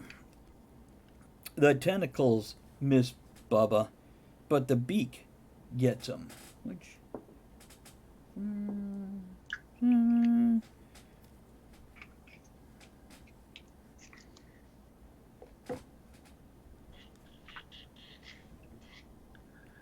So, and then the other one... No. Okay, so we're... Jaith, you get to do something this round. Am I within 30 feet? Yeah, of the big bad guy? No, not yet. This is as you're just starting up the stairs towards... I will hit anything that's in my way on the way to get there. Excellent. How's that? You get to attack one of the Fultons. Because Sturges aren't horrible enough. No, we needed Super Sturges. I critted one. Wow, nice. I'm curious to see what your attack will do on that one.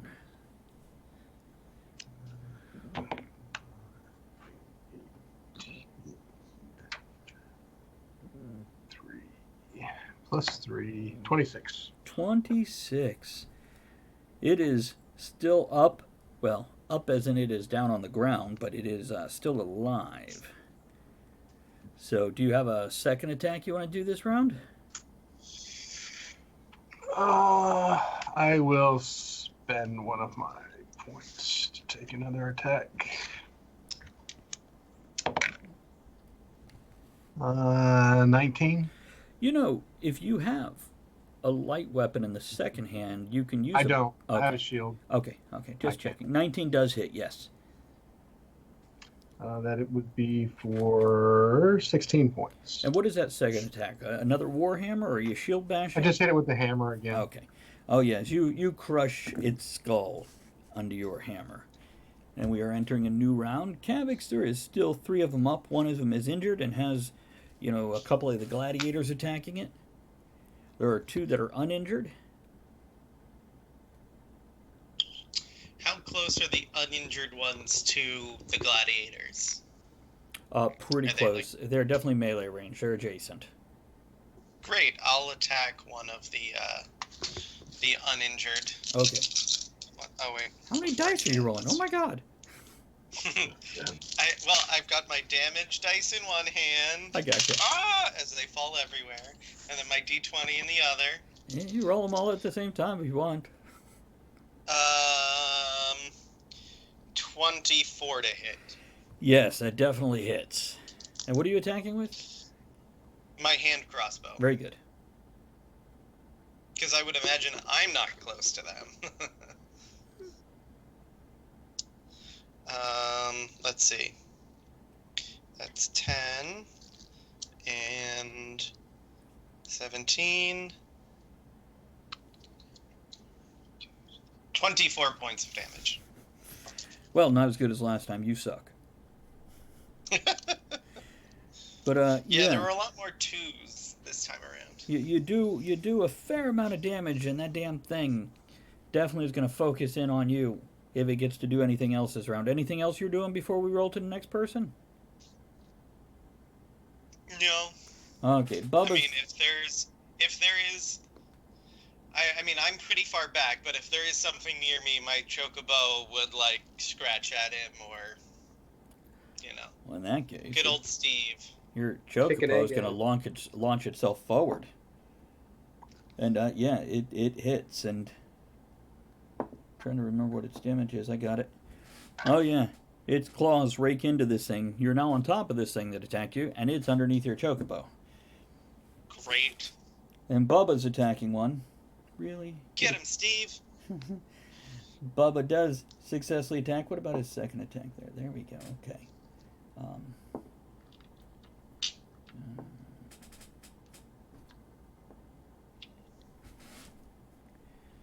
Doing 12 points of damage between the two attacks. And the other guards are still attacking the injured ones they were on. Oh, one, really? No, that just hits. Second one totally misses. Third one, really? Totally misses. Not so good, guys.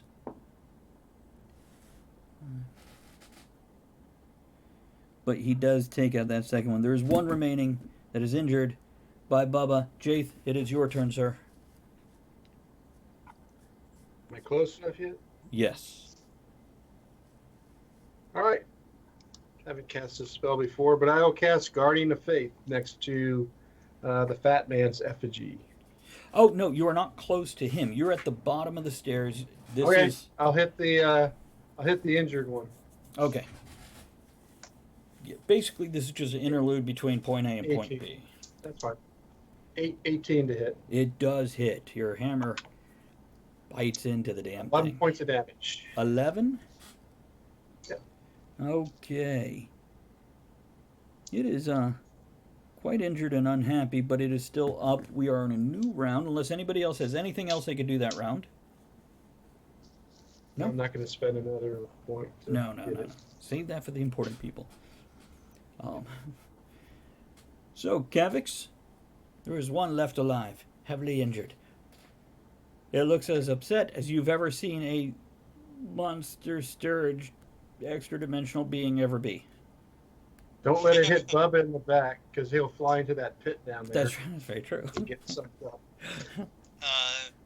He's like right next to me, right? Yes.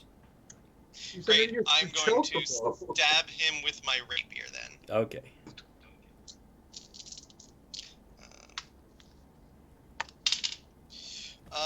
That is a 26 to hit. Yes, it hits him. You stab into his pulpy A 1. The one time I get to use a D8 when I'm using my rapier, and I roll a 1. There's a lot of D6s with it. Shh.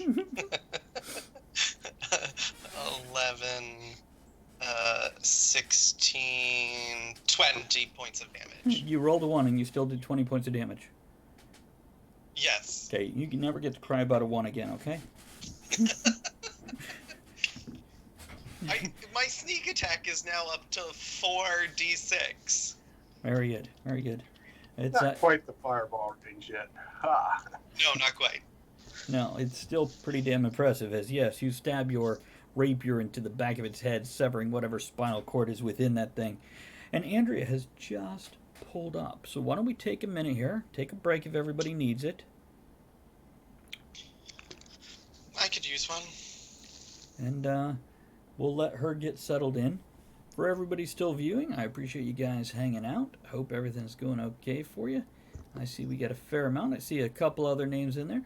I won't call you out if you're just lurking. But Xandor, I'll say hello to you again. Hope things are going well for you. We're going to get our 5th player in here now that she has returned from work.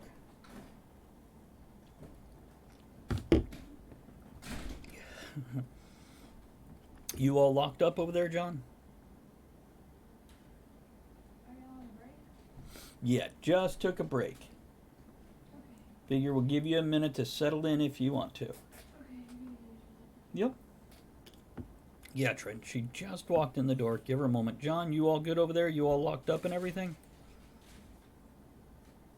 John, can you hear me or did you freeze? I don't know. Oh, he took off his headsets. Probably can't hear me. We'll go with that. Huh? No, thank you. Not right now.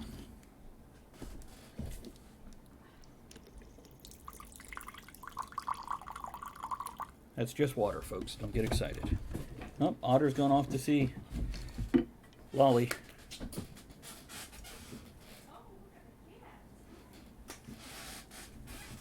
There we go. There is. And a Zazzle. So there you go.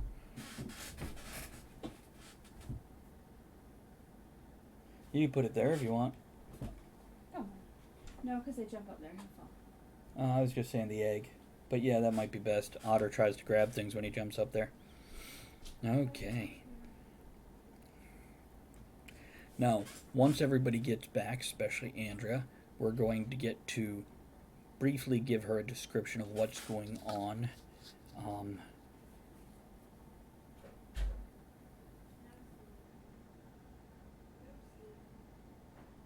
And deal with that.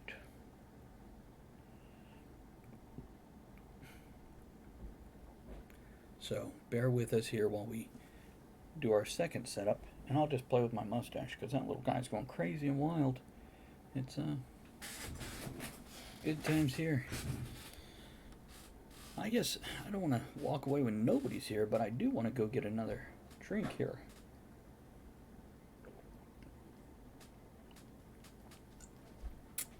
We are about the halfway point now. I do have my gaming glass. It actually has a -10 dexterity on it. Intelligence, sorry, that's the -10 intelligence. The plus ones, and Andrew's going to take a moment to set up. And I'm going to step away real quick. I'll be right back, okay? I gotta go get my games. So. Okay. Let's see if we can run an ad. This is a new feature they have. You're supposed to bring in extra money. I'll be right back. Don't leave. I'll be right back. But it hasn't worked every other time I tried it, so I don't know if it'll even work this time. I don't think it is, but we'll see. Okay. What about? I am stepping away to get a refill. I'll be right back, okay? Oh. And Andrea's here setting up. Oh. Sorry. Okay.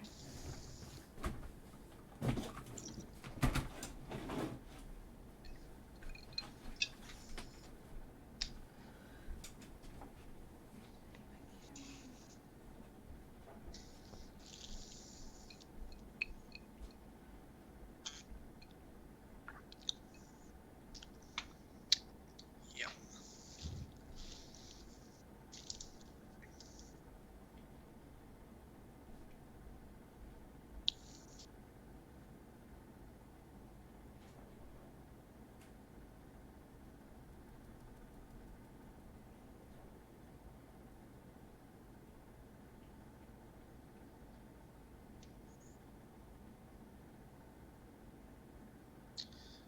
How are things, Trin?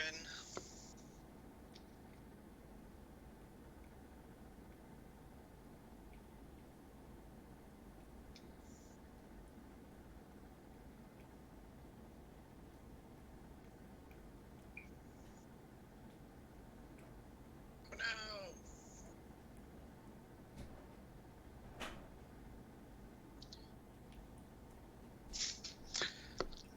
Find anyone cute?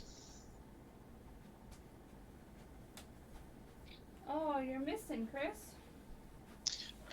Yeah, we seem to have all gone away. Except for Aaron. So me and John both went bloop.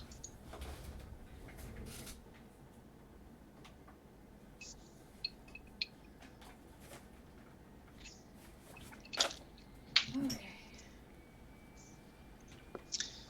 How are you? How are things? It's good. I'm setting up now so I can jump on Skype. Skype. Escape. Yeah, I popped in earlier. Well, I didn't listen to reset my anything. camera, but it didn't help, so. No, yeah, it might be something on his. Yeah. I don't Trin know. also says, "Hi, Andrea. Hi, The Trin. queen herself has arrived." Something like that.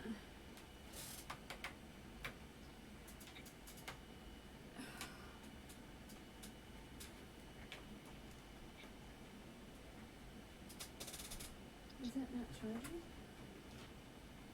Oh no. Huh. There it goes.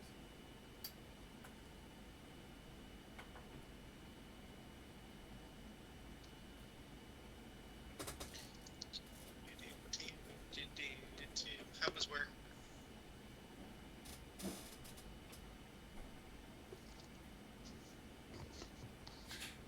How was work? Worky? Oh, it was good.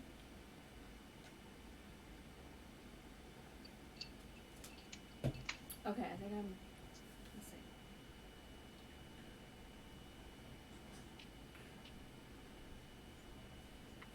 See if that worked. Hey! I see your face. Okay, guys, give me a second while Travis, we all went away. I see that. They're hiding. But we've got Aaron. First it was just John, So give me a... and then it was Okay, me. give me a second, guys. I've got to reset the call here to pull everybody in. Because since Andrea joined the call, it sometimes does this. One It was second. like that before, I think. So.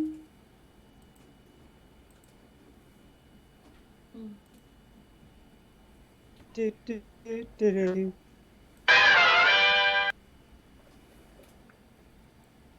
Mm-mm. Mm-mm. What do you want to drink? What kind of issue is it having? Can't It's the power. There's no battery, and then it starts to charge, and then it doesn't charge. Okay. Maybe it's my cord. It sounds like it. And give me a sec. I gotta reset that call again. Bear with me. I'm gonna let the internet level out as everything does its thing. It's bouncing, bouncing, bouncing.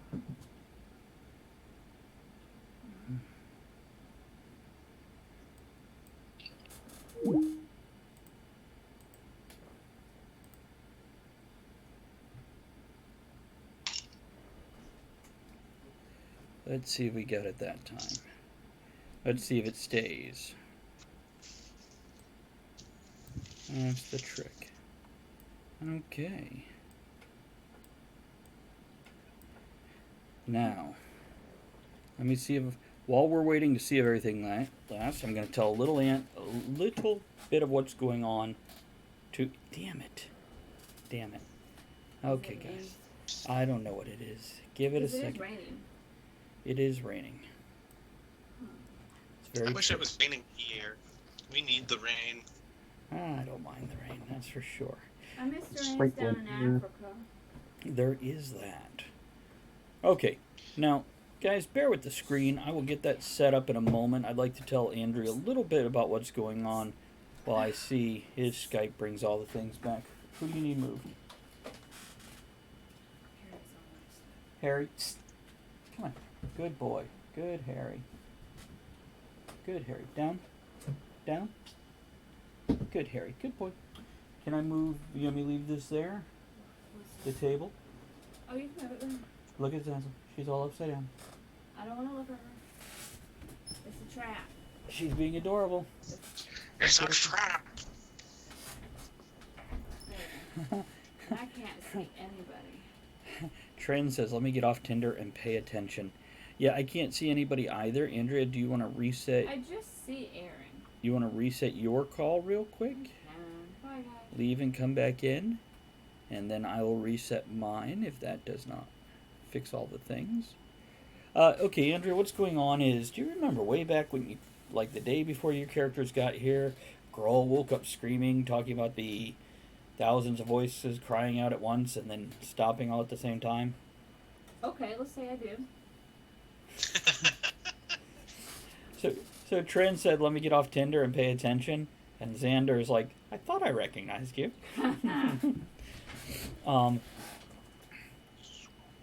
Exactly. I haven't actually ever seen it except like in movies. But anyhow, woke up to that again today, Andrea, and then that's when you fizzled out just like last time. And basically, something burst out from underneath the floor of the arena. Giant tentacles ripped the arena apart, started zapping purple energy everywhere. There are dark clouds above with purple lightning in it. That's how porn starts. Yeah, well, Madstone Burns showed back up, and he was guiding these bone and stone walkways that are bursting out of the walls into the floor and across the canyon. On the other side, the Fat Man was back, and they're both dressed in like flowing robes. And he is commanding a jellyfish-like alien creature up above the canyon that is directing these purple tentacles up and down the walls that are grabbing people and turning all the little peasants into children of Mother. Nobody knows who Mother is. But there are weird creatures crawling and flapping around on these walkways. Do you remember what a sturge looks like? Let's say I do. It's like a giant mosquito type thing. Well, these are the size of large dogs with a dozen tentacles underneath it. They're flying around. Then there's like these centipede-like creatures that are about 6 or 8 feet long with purplish energy bodies and bone legs. So not like human centipedes, okay? No, ew. That would have been more terrifying. There is a eldritch energy storm dragon up above all these structures above, flapping around, and it can't get down to you. And so yeah, there we go. Hold on, let me try resetting the call now. You know what? I don't have time for your feedback. Let's see if we can get it to stick around this time. Maybe. Everybody's in the right place for the moment. So basically, John has his little soldiers from the gladiator pits. Aaron has his soldiers from the guard. Cavalon has a large chicken. We're going to go with the word chicken in this case to keep the game moving. As opposed to cock? That's right. As opposed to, damn it, just lost Chris's. His name is Steve. It is. His name is Steve. Steve. Andrea, would you kindly just turn off your camera and turn it back on? See if that fixes that for me. For anybody new, I live in the middle of nowhere. My internet is pure crap. I live in the middle of nowhere too. She does. It's not working. You may just turn mine off. At this point in time, I'm very tempted to say yes. But, so let's flip back over here. And let me try resetting the cameras again. Once Andrea gets hers turned off so we know. Hi, Trin. We've lost everybody right now, Trin. Chris, only John is showing at this point in time. Thankfully, he's leaning just immediately to the side where we can see him in one of the pictures. Now he's in one of the other ones. And if he goes straight up, he's in the third. Oh, is it? Okay. Oh, So let's try resetting my call. uh-oh. And see if we can keep everybody. And let's do the name shuffle again. There we go. Maybe.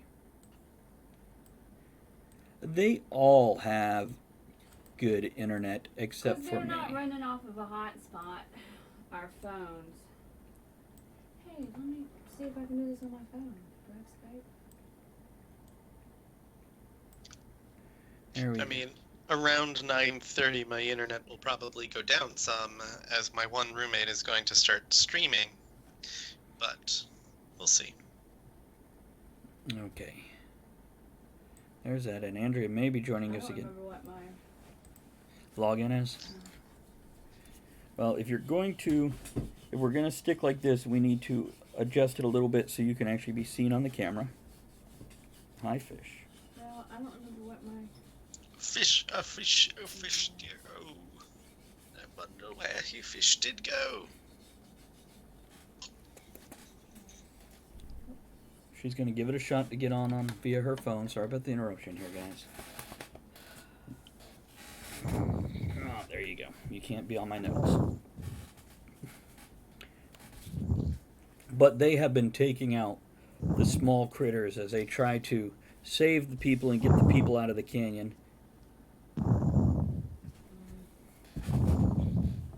That's the sound of the wind from the storm above. Yes. Giraffe. Don't. So I have a curtain that hangs across the doorway that I can close. One of the cats have decided to try to claw on it, but instead of just clawing on it, he hooks his claws in it, then falls sideways. So he's just swinging back and forth by his claws. Mr. Tangles. Yeah, close enough. Okay. How's it going over there, Andrea? Okay. You have a vague idea of what we're facing here? Mosquitoes with tentacles. That and Madstone burns on one side of the canyon, which Aaron and Grawl are making their way up to, and then the Fat Man on the other side of the canyon, which Kavix and Jaith are making their way to. You'll get to choose which one you go to. Me? Yeah. Can I go up? You can, but there's a giant eldritch dragon flying around. And a giant alien jellyfish thing. But I can go up with my umbrella. Yes, you can. Screw you guys, I'm out of here. Well, there's probably worse things up there, is my point. Okay. There's a giant mass of tentacles and bone blood bridges blocking off the top of the crevasse. They are. Okay. Shall I turn this for you? No, Oh, you're going. Oh, you're going on that side. Okay. yeah, otherwise you can't see me. Okay. Now let's see if we can't get Andrea's name on the screen too. Boink. She's almost there. I have a Zazzle. Okay. What? Yes, you do. Okay.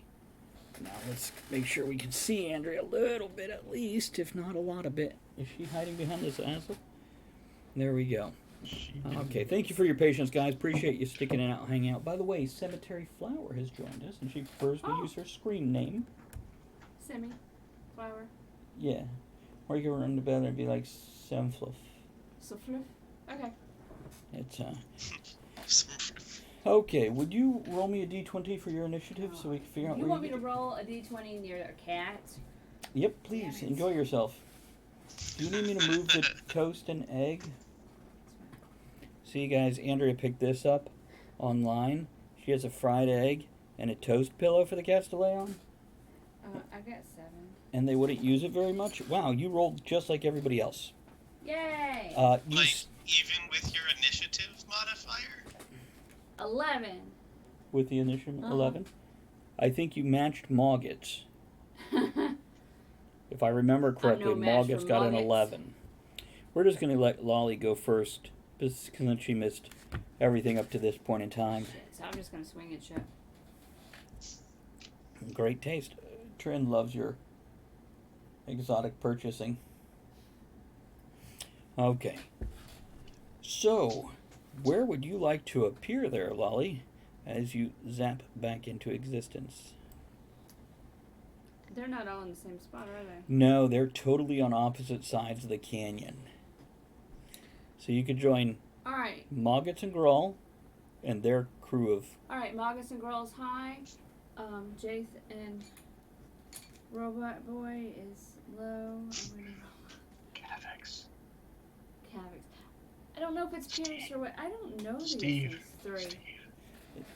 So is that low? I don't know. Yeah. It's a one. 6-sided dice. Now if you roll a 4-sider. I can't find it. It's in the corners? No? Yes? Okay. You could stick with it. It's still low. One. So which one was low? It's still low. Growl and... Okay. So Lolly static bursts back into existence. Get your adverbs here.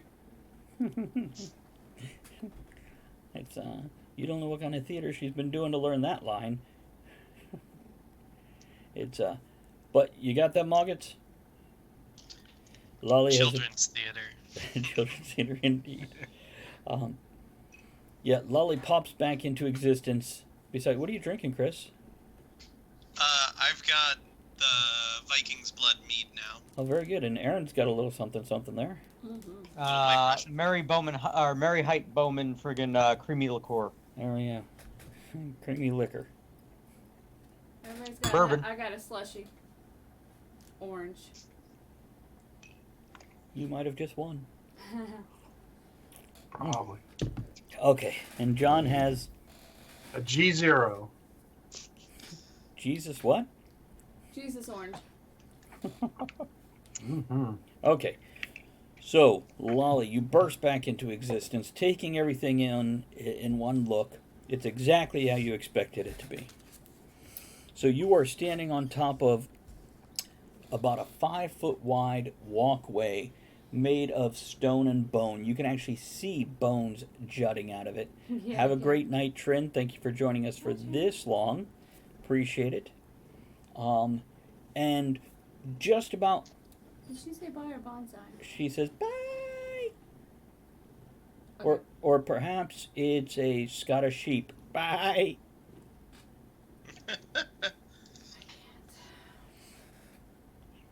Coffee in the stands.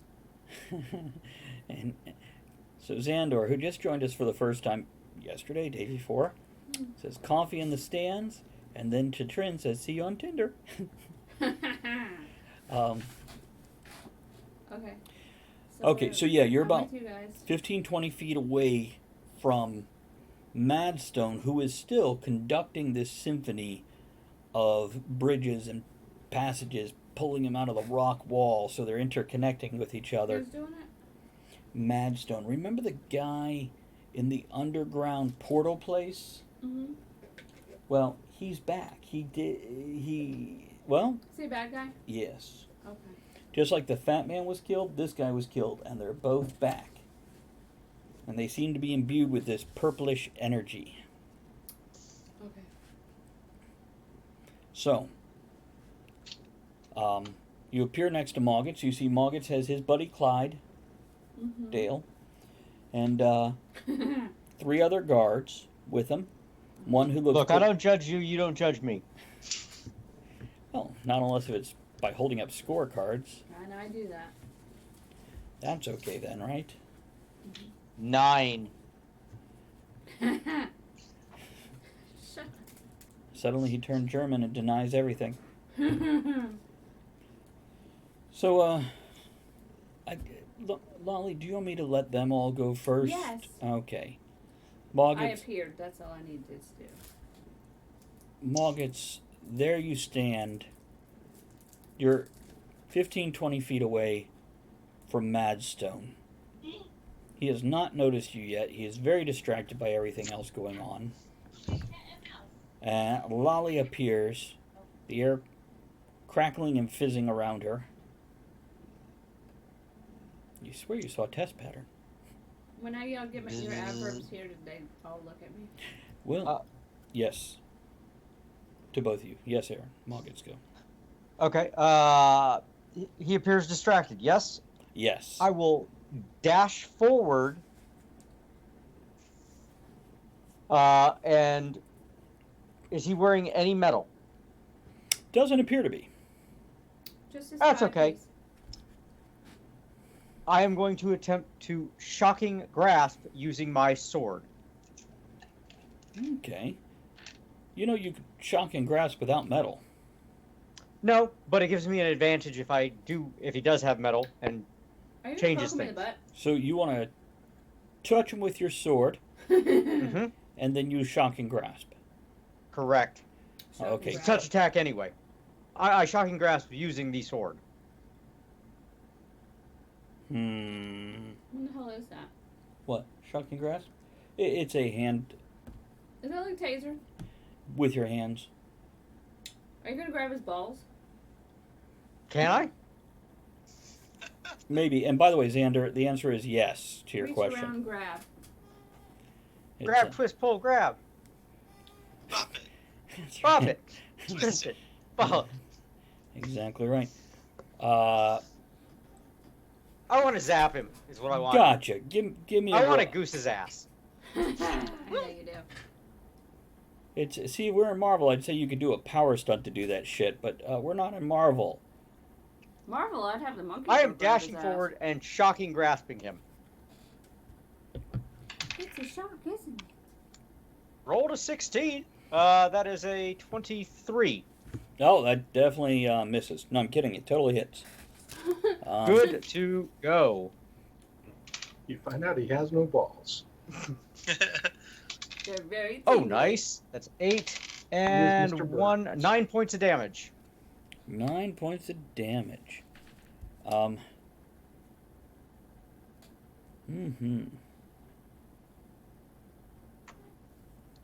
So, let's see here.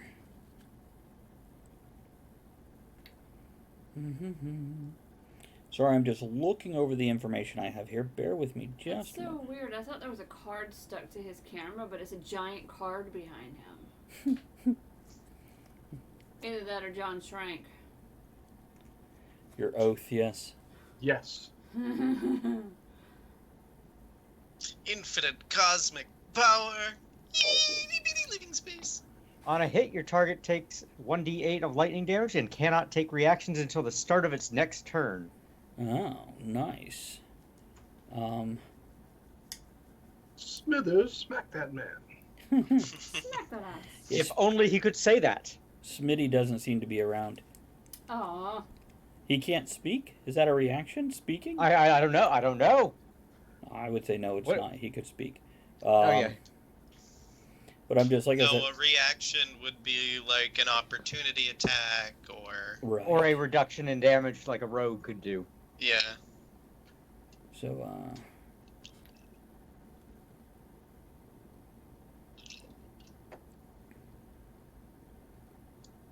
I'm just like I said, looking over his abilities here. Okay. Take that, you feeble capitalist. Ha! So, how much damage there, sir? It was 9 points. So nice. Very good. And what about you there, Lolly? As he reaches up and shocks the bastard. Very good, Chris. I'll just throw a dagger at him while he's zapping. Okay. Yeah, I can't see anything. So, Fill my glasses. No, it's so light. I can't see. She doesn't want to see people waving at her from the screen. Well, she put Zazzle between her and you. 11. 11. That does not hit, right? No, you rolled an 11? Mm-hmm. No, it's 6. Oh, it's with your plus bonuses. my, yeah. Okay. Okay, no, it does not hit. It's but everybody else gets to go before the bad guy. It's not a very good magic missile. I was just testing it. So Grawl fires off an Eldritch Bolt, which does D10 plus 4 damage. Jeez. Yeah, well, it's nothing next to yours. I mean, yeah, I'm just a D6, not even a D10. Yeah, but you're 4d6. It's, In Yeah. addition to the 1d6 that my hand crossbow does. there you go. See that? It's, now let's also Clyde. Oh, Clyde does well, hitting with his first attack. Oh, that's not so good. And yes, with the dagger following up also. So.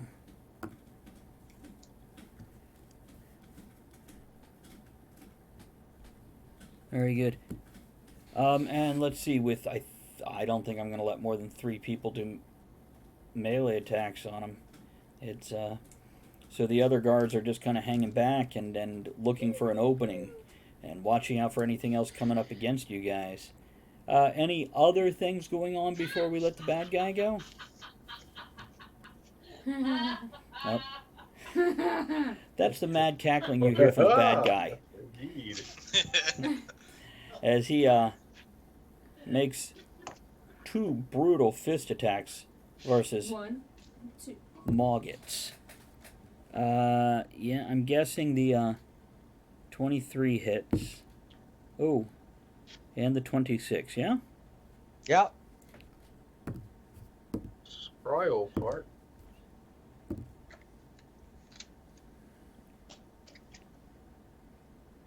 You take 23 points of damage. I will use my reactions to have that, though. Ah, very good. Very good. So, half that to 12, I believe. Yeah? 11. 11, okay. Yeah.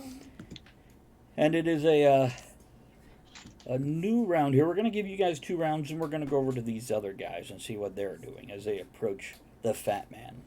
The B team. So, it's, I think you guys might actually be the A team. I think they might be the B team. It's okay. Dun, I dun, dun. have allies within 5 feet, correct? Or that Yeah. are adjacent to him? Yes. I'm going to stab the shit out of him. Very good. And Ew, that's Xandor creepy. says, mute on so I don't broadcast you guys while I get started. I don't know if he's streaming or searching porn. Whatever. Can we watch if he streams both? Yeah, baby. Oh, yeah. Harder. Like that. Do it, baby. So, stab him like how you'd like to stab. Both. Very good, Xandor. Very. But that is a natural 20, sir. Oh, well, then you're Oh, going to double your motherfucker. damage dice. Wow, you're about to do a lot, aren't you? Oh, yeah. That would be, well, 8d6 plus the dagger. So 8. 10 E6. Lay down. Lay down. Yeah. Well, the 8 for the backstab. 18, Oh, that's fine. 26.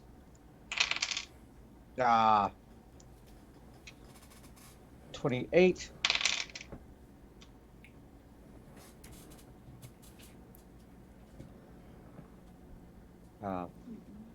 34. 35 points. Total for both Yep. attacks? Nope, just the one. Do you want to do the other And one? oh, Down, down, down. Another natural 20? yep. Nice. So we're at 35. 2, 6, 8, and another 8, another 19, 20 points. Wow, that is impressive. Is there some rule if somebody gets hit with a massive amount of damage, they have to make a con throw? Am I thinking about the Not old anymore. edition? Not anymore, okay. It's, What is it? Death saves or something like that? Well, mm, Yeah, it used to be if you took over half your hit point total, you had to make a saving throw. I think we Massive talked about that like damage. first round or something like that, and we just said screw it. Okay. Yeah, that's impressive. Lolly? Was he concentrating on any spells? No, he wasn't. Though, of course, the bridges have stopped. They have slowed to stop, and So we can Did you just go, ow, ow, ow? but yeah, More Jeffs. Drop says nice. Yeah, he just totally went like Cuisinart on this guy. He was like the Tasmanian devil with daggers. He was. You mean magic missiles? Well, Oh he- yeah, and I go, oh yeah, magic missile. Oh, I say that after the fact. Oh yeah, magic missile. yes, I mean magic missiles. Your turn. Oh, the other guys don't get to go? They do, but I let you go first. How far away from him am I? You're right by him. Be like, no. I'm gonna hit him with my umbrella. Very good. And that's a 15. Yes, you hit him Yay. with a massive mighty. What do I roll for that? I believe it works as a club. Is that correct? Okay, 1d4. It should be a D6 if it's a club. Club. 1d4. Then I get a +2. No, my umbrella's a +1. You got it. 1d4. Where's my d4? Oh my god. plus any damage bonus? 1. 1. So 4. 4 points of damage. You have to add your dex modifier into that. Yeah, I think I gotta go over things and make sure she's getting all her stuff on that one. I just hit him in the head with the umbrella. It's okay. He can have 4 points of damage. Because I might make at least the umbrella like a rapier and make it a finesse weapon so she can get a second attack with a dagger or something. I don't want all that fancy shit that I have to write down and remember. I'm okay. I just sneak it in there when you're not looking so you use it next time without realizing. That's what I did last time. It's, yeah. And now Clyde gets to go. Clyde rolls a 4 for the sword, but he hits with the dagger. Way to go, Clyde. Wow, this guy is not happy. And that's 3 of you melee. Yeah, the other guys are still hanging back, just watching out for other things. They can't get in close enough with all of you crowded around on this narrow walkway and everything. Because I'll smack them with my umbrella. No. Now he gets to go. He is definitely attacking Moggets.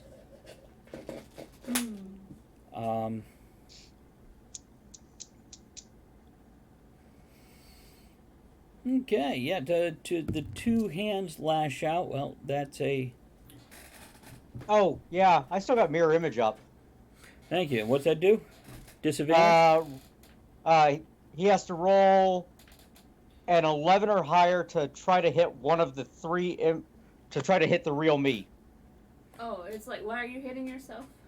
11. Well, why is he hitting one of the fake me? Because they're blurring back and forth. Okay, here's what I need to know. When you say roll an 11 or higher, including bonuses? Yeah. Just roll a 1 and 4. And if he rolls a 1, he hits the real me. If he rolls a fake 1, if he rolls any of the other 3, he kills the other one. If it hits it. He did roll a 1. Oh, okay. But that's distracts me. Still only a 16 to hit. Does that get you? Yes, that'll get me. And then his second attack, well, if he gets 2 attacks, does he automatically get to go against the real you since he hit the first time? No, because it's still shifting. Okay. Well, But if it's over my AC, it'll poof it. Well, he does not hit you the second time, or one of your fakes. So he hits you the first time. So well, that's nice low damage for you. Enjoy that one. 7 points of damage. 3. 3 left? No. He only gets 3. Reaction. Reaction Very to good. half damage. Very good. Okay. So, wow. Yeah, in 2 rounds, you guys have done 97 points of damage to him. Yay! So, yeah, maybe you are the A team. Let's turn these guys over to the fat man. As you guys move up to the bottom of the building he's standing on top of. Now, the building, it will take full movement to climb to the top, because it's easy enough climb, but it is a climb, so it's halving your movement. So if you use your full movement, you can definitely get up there to engage him in melee, or you can stay down here and do ranged. So we're going to start with Cavix. Let's see. Pew pew. Yeah, no, I'm gonna... Really? During all that, you couldn't decide? Nope. I am going to get to a place where I can see him without much obstruction. Be about 20 feet from him, then? Without climbing up. Correct. Yeah, Great. You back up about 5 feet. He'll be about 20 feet from you. Oh, great. Then I'm gonna shoot him with my crossbow. Go ahead. Keep in mind you have no friends near him or anything like that if that affects your bonuses. Does 13 hit? 13 does hit. Yay! I rolled a 2.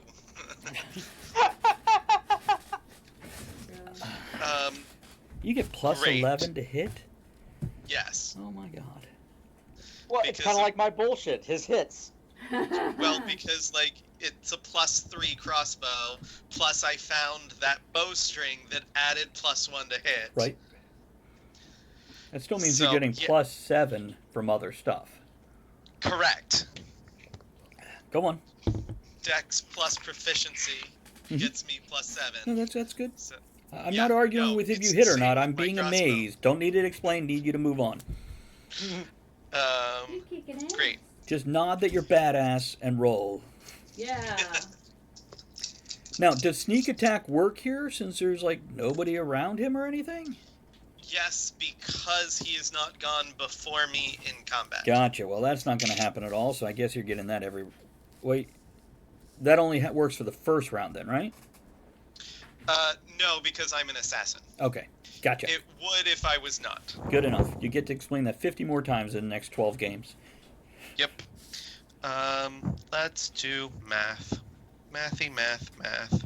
You could yell out numbers, make Aaron do it for you.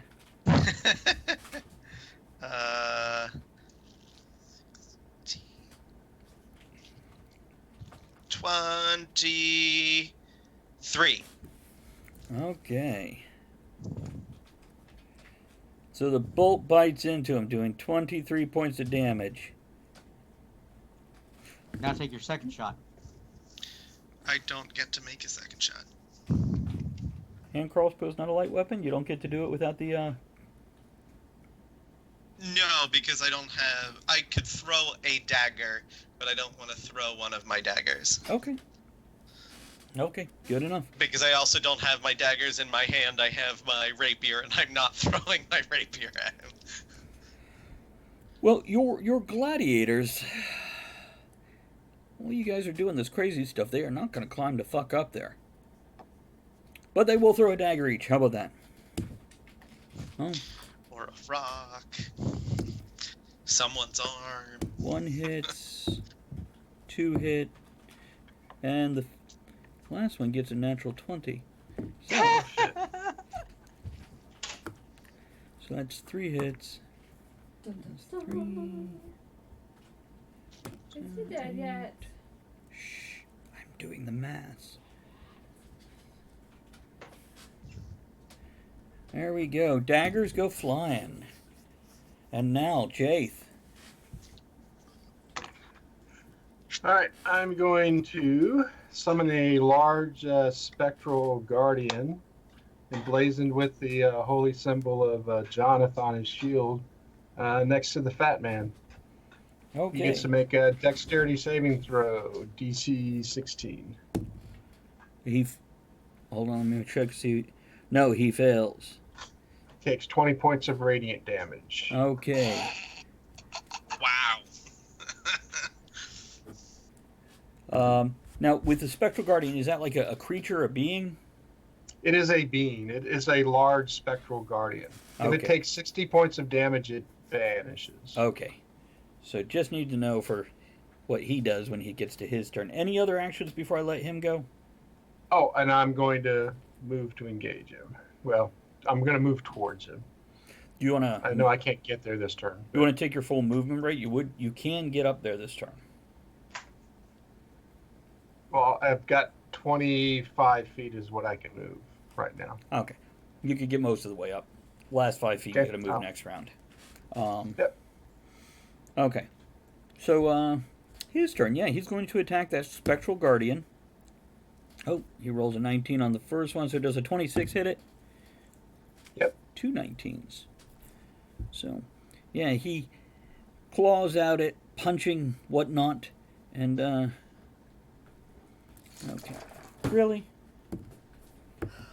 Echoes there. 9, 10, 11. It does 19 points of damage to your guardian. You gonna track Okay. that? I've got it. Okay. 19 out of 60. Good. Yep. And as he screams, and you see the jellyfish-like creature above him, basically he starts to float off. Whatever he was doing with this creature, he has now had his connection with it broken. Oh. Well, So- that could have took damage too. Hmm? I mean, if it was in No, if it was in it's 10 feet of it, no. it would have taken damage also. It is 60 feet above him, and it is probably 40 feet across this creature. Jesus Christ. No, that's Superstar. not him. Jesus is a hoverer. Okay, so now let's do another round with you guys. So we're going to start with Cavix. Great. Yeah, I'm gonna shoot him again. Okay, go ahead. Natural 20. Well, there you go. This guy's getting fucked up. Yeah, I think these Here comes guys are moving back to 76. the 18 position. Let's hope all of these dice roll high and not all ones, because that would suck. Yeah, you'd only do 42 damage then. Oh my god. It's a whole bunch of twos. They're not ones. No. Yeah, but there's 8 of them.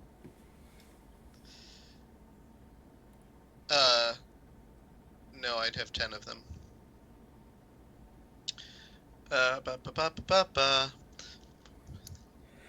Chris, what level are you now? 7, right? 7. Moggits, what level are you? 7. This is what John was saying, that you should be rolling 2 more dice than you did. No. I rolled the 2 dice. That's for the daggers. Yeah. Not that you needed to do more damage. I'm just saying that was John's confusion, because you were rolling 8 dice and he just rolled 10. No, I rolled 8. It was 8 dice for the backstab and then the weapon itself. Oh, okay. Yeah. I only rolled one. We keep it simple.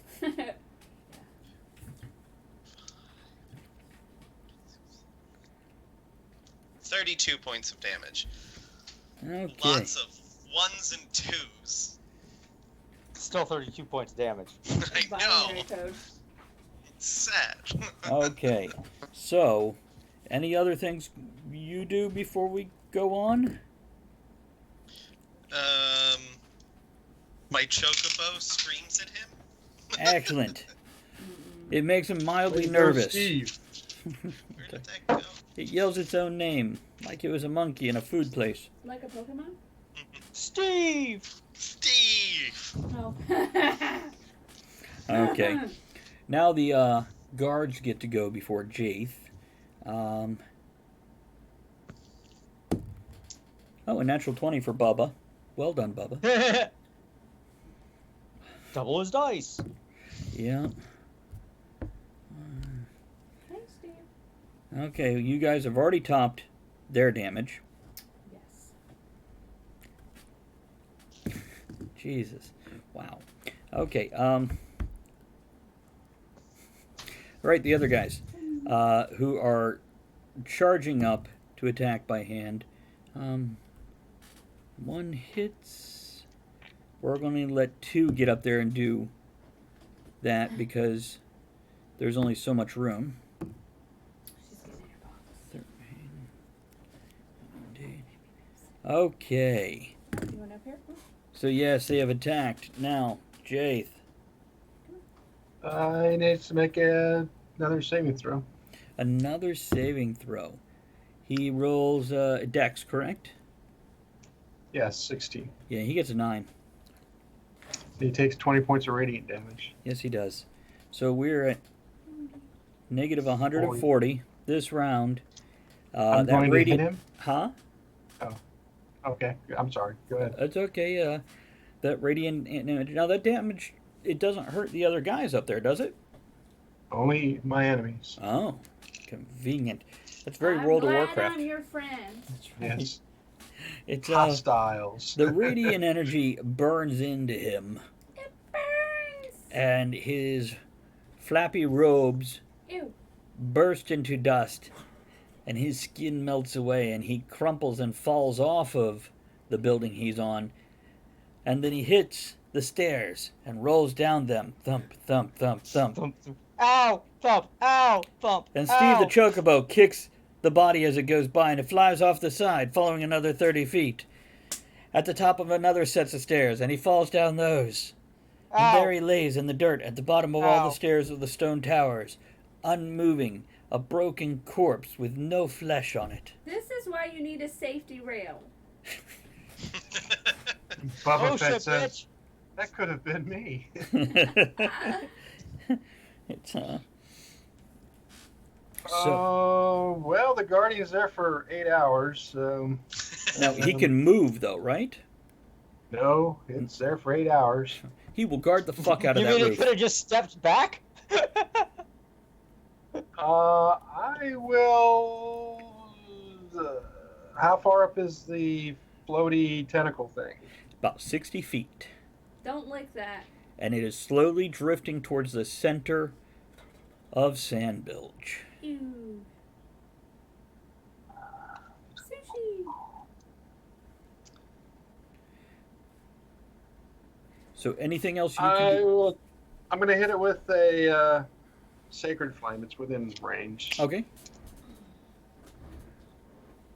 It needs to make a dexterity saving throw DC 16. Okay. Oh. Yeah, it doesn't look like it's... No, it fails it. Oh, you fail. So it will take...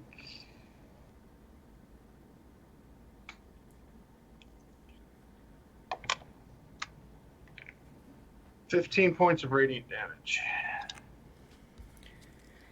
Very good. The Kavelk takes 15 points... 15, right? 1-5?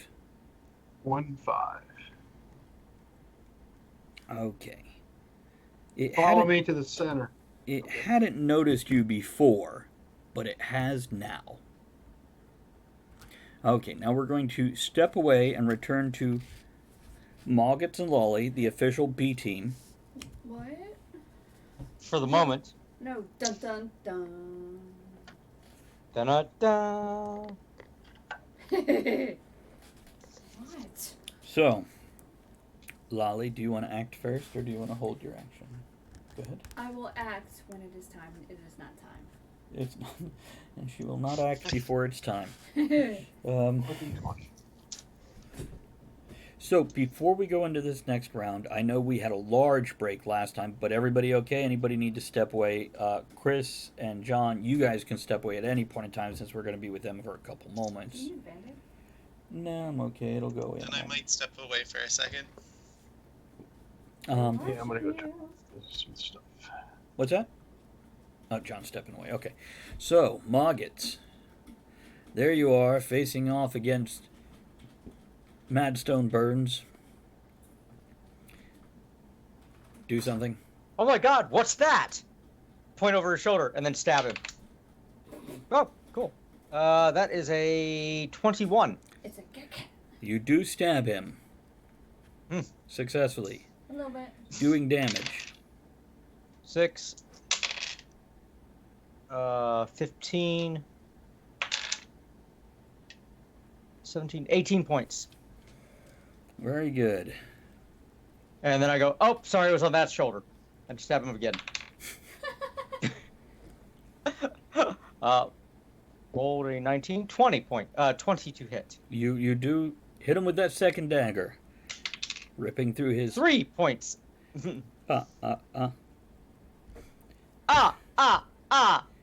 Great. Is it time yet? He stabbed him, so I'm just gonna smack him. Yeah, hit him. Boop. Go ahead. 8. Now, how much are you adding to that? It's 1. It's 1? 1 for my umbrella. But you should be adding your dexterity bonus into that and proficiency bonus into It that just too. said +1 on there. 5, and you should have +3 proficiency at your level. Add 9 total. 16. Yes, you hit him. Yeah, okay, I see why you're just adding +1. Yeah, there's too many papers, too many numbers. Now, and I roll a 1d4. Do me a favor. Roll a d8. And do you add proficiency bonus to damage? I rolled I a 2. saw that you did earlier, but I don't see it now. I want to say you do, but not for a second attack. I know you don't +1 for a second my attack. umbrella. So you're going to also add Oh, damn it. +6 to that. 9. 9. Okay. 9. 9. You're the softest otter in all the land. And then Grull lashes out with an Eldritch Bolt. Like 9. Yes, hitting that with that also.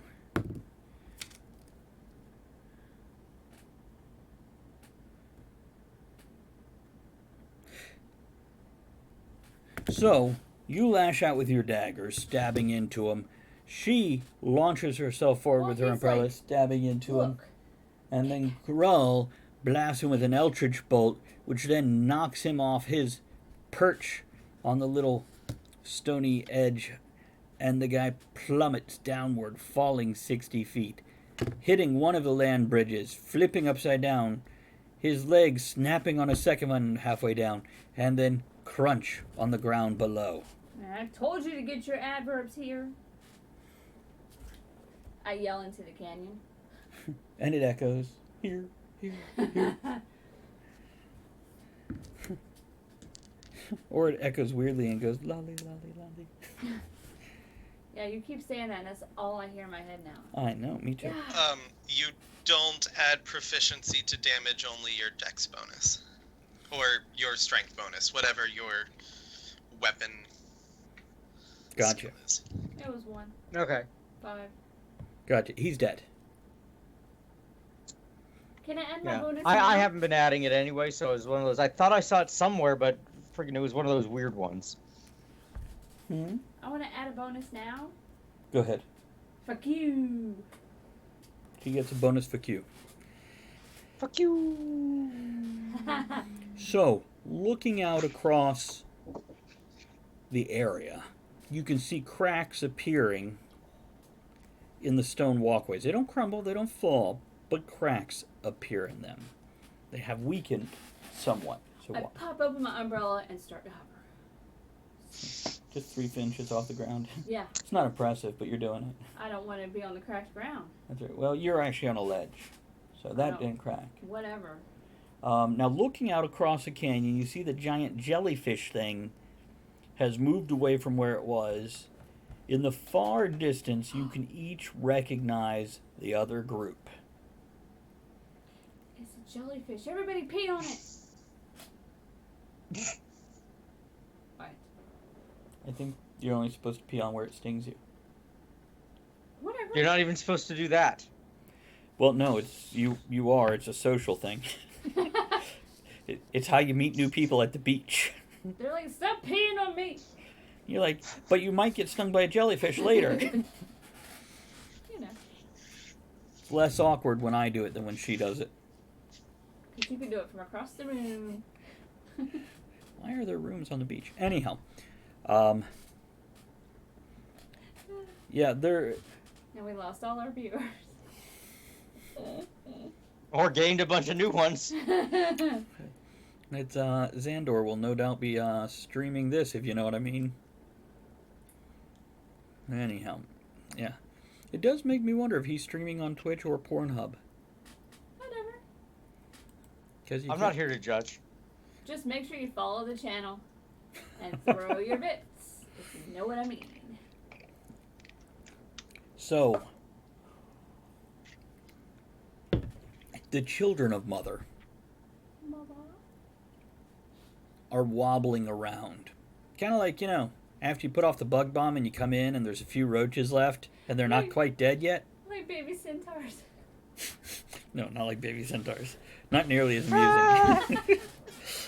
Hey guys, we have decided we want to get a horse body, cut off the head, and then put half of one of those little inflatable guys you see at car lots on the front half, so we could have a baby centaur. In the yard.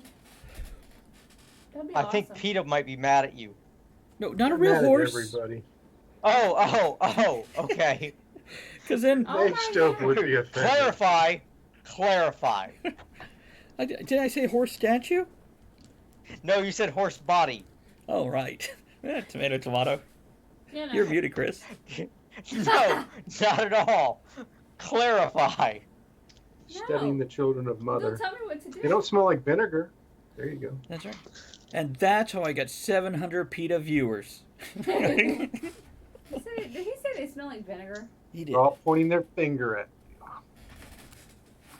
me. You can't go there, my buddy. I mean, chalk artistry does sell.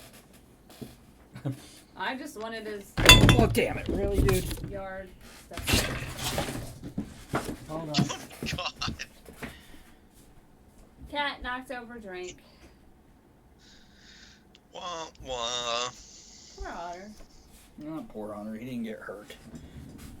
But you scared his softness away. I did. Quite on purpose. Okay. So what I need you guys to do is, I've kind of given you a stock of what's going on.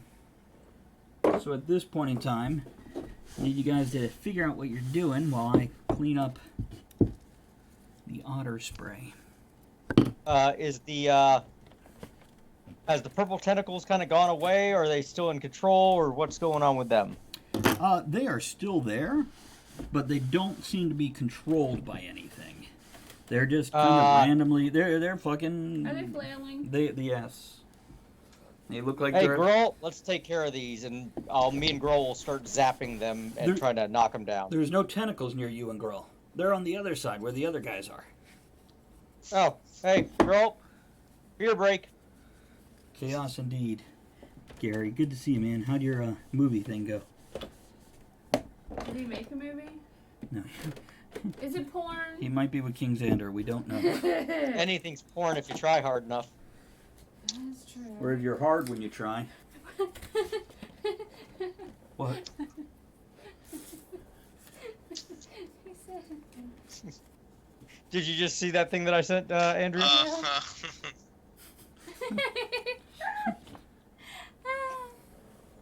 Oh my god, that's.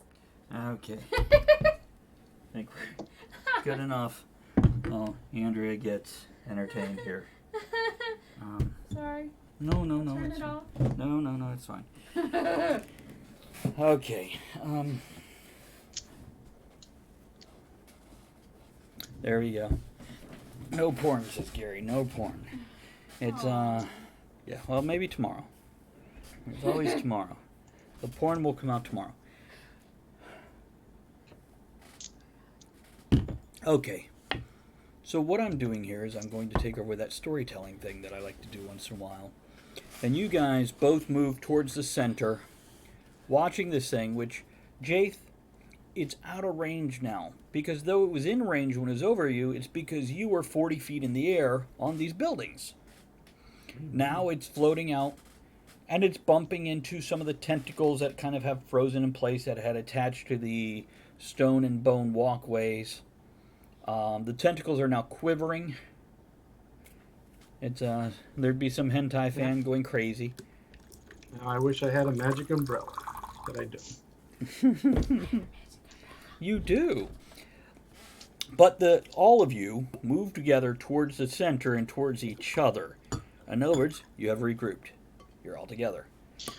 On the ground or like staying on the walkways? On the Since ground. We were all kind of on the walkways. Well, Kavix and Jaith, you were on the stone towers. You were on the buildings.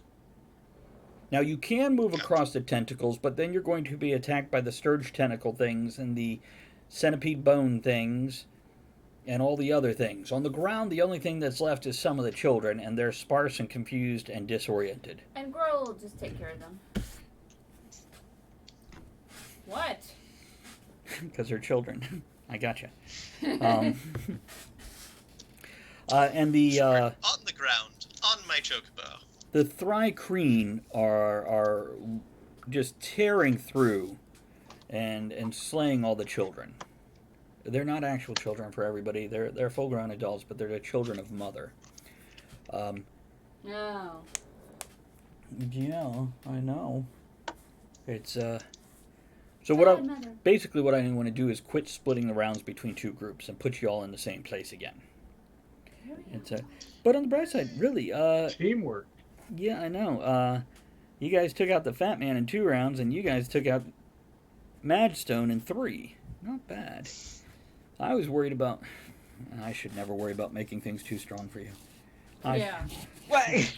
Until that time that you make things too strong and we all die. No, it's never What? happened. I got lucky on one of those rounds. Oh yeah, well 92 did. in 1 round or whatever it is you did. I don't know, some huge amount. So anyhow, you guys have gathered back together in the center, and the ground has started vibrating again. Yeah, it has. Yeah, baby. Now you can see that purplish energy dragon perched on top of some of those stones and tentacle web work above, and it's looking down below, and it seems to be crooning Like see? to respond to the vibratory noise below your feet. Like porn? And the jellyfish thing, which is more, the tentacles aren't necessarily jellyfish tentacles, they're tentacles, like octopus-like tentacles. Well, then they'd be arms, because arms have suckers and tentacles don't. Do these have suckers? Really? But anyway, yes, that is the Not- difference between a tentacle and an arm. I didn't know that. Like, tentacles can have suckers at, like, the end, but not along them. That would be Not an along arm. the shaft. I don't even think I said it had suckers. I just used the term tentacle, which... Does it have suckers on it? Does it make that noise? We do like that noise, don't we? Well, that's like a squid. It doesn't have It doesn't have the thing all the way down. It's just got it at the ends, the Yeah. pods. Right. So, squids have 2 tentacles and 10 arms, I think. 6 arms. Is the... Sure. That's a whole No. lot of arms. Squid have 10. They have 8 arms and 2 tentacles. The Anyway. more you know. Very good. The more you Well, know. these are They're creatures from tasty another no world. matter what. Wait.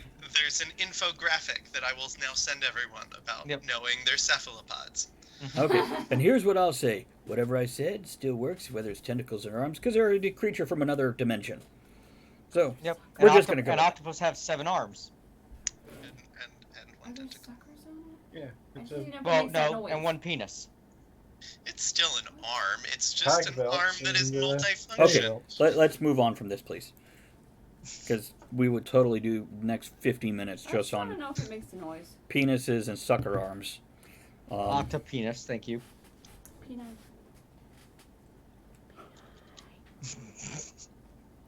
But if tentacles ruled the world, we would do everything in a basis of 8 instead of 10. There'd be a lot of different porn. Yeah, they'd have people with less limbs to be exciting. Anyhow, That's crazy. you guys are gathered in the center. The extra dimensional jellyfish floating monster with multiple limbs. We good with that one? Are we okay with limbs? Can we go with limbs? Yeah, you didn't have to say multiple if you used the S at the end of limb. the K guy.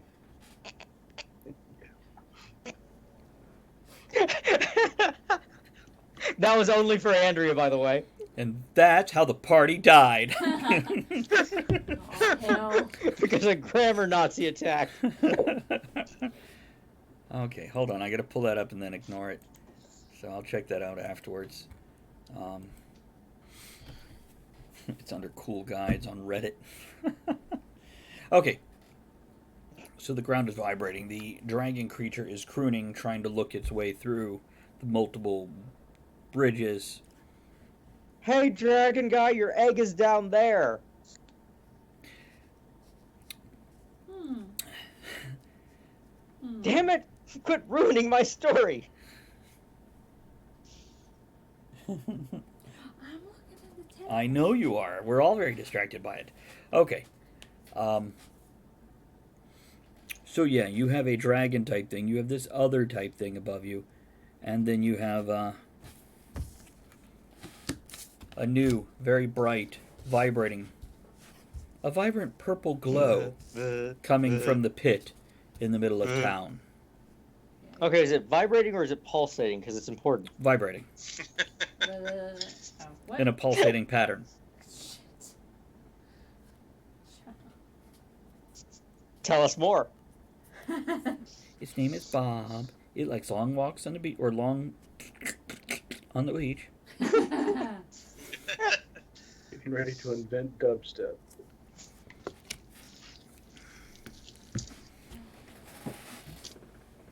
A geyser of energy erupts. That's his Energy. Sorry. Please continue. A geyser of energy erupts. From Tell us the more. from the stony maw in the center of the The maw? canyon. Whole sheets of stone and rock tumble down from above as the I'm walls sure it did. are shorn from the explosion. You guys are knocked back 15 feet onto your asses, including your chocobo onto his little feathery butt. I mean, who says that hasn't happened to all of us before? Damn it, we should have plugged it with Bubba. Oh my gosh. Should have seen it coming. And the stone and bone walkways shatter and the tentacles disintegrate as something launches into the air. Now, that dragon is free to come down. Because it had to take to the air. What are you playing with? Are you playing with your USB cord? Riding crop. This is a USB cord, yeah. Anyhow, you see a humanoid figure about 500 feet in the air. Mother? And a Is he wearing screeching... ripped blue jeans? No. I don't even get the reference. Is that Alanis Morissette? What are you talking about? Anyhow. No, friggin' Christian Grey. Yeah, still don't get it. Don't know who that is. It's anyhow. It is a female humanoid figure 500 feet in the air, and in a large, screeching, reverberating voice that echoes off the walls. That's causing them to shatter and crumble around you. She says, "My children! You shall all die, but I am free." She's gonna kill her kids? That's fucked up. Now, do we want a Got new mommy initiative? issues. Do we want a new initiative at this point? Sure. Okay, everybody re-roll initiative. Let's get a new initiative. That'd be worse than 5. Challenge Ooh. accepted.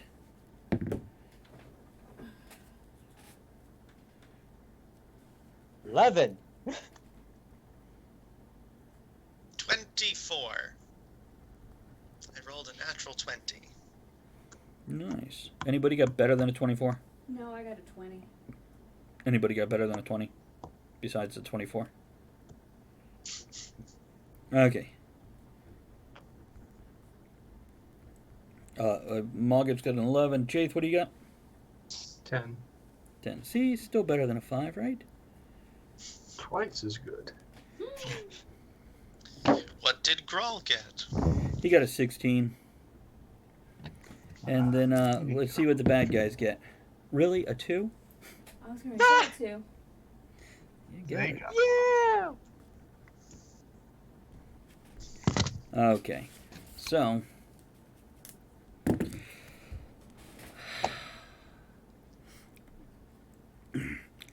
what you guys have here is the Fultan. That's the tentacle Sturgis. Or perhaps the other thing that aren't tentacles. Arms. Other than Rattlins. the penis. Which one has suckers? Arms. Oh. Arms. Well, they both have suckers. It's just the length of the suckers down the arm. Well, yes. Okay. Well, we're going with tentacles for them. Great. They have suckers at the ends of their arms. The centipedes, the Kraten, on the other hand, are basically plummeting to their deaths and exploding all around you as they fall to the ground. Ew. The Guran, which are the tube worms with teeth, the 4-foot-long tube worms, they look like a flaccid penis if flaccid penises were 4 foot long with teeth and little 8-inch purple tentacles. You mean they're not? Tell us more. I could just show you. Hold on, let me take down my drawers. They are also falling and exploding around you. The jellyfish-like creature is going higher, but that shadow dragon, that eldritch dragon, is coming down. Okay, you know what, fish? And they could.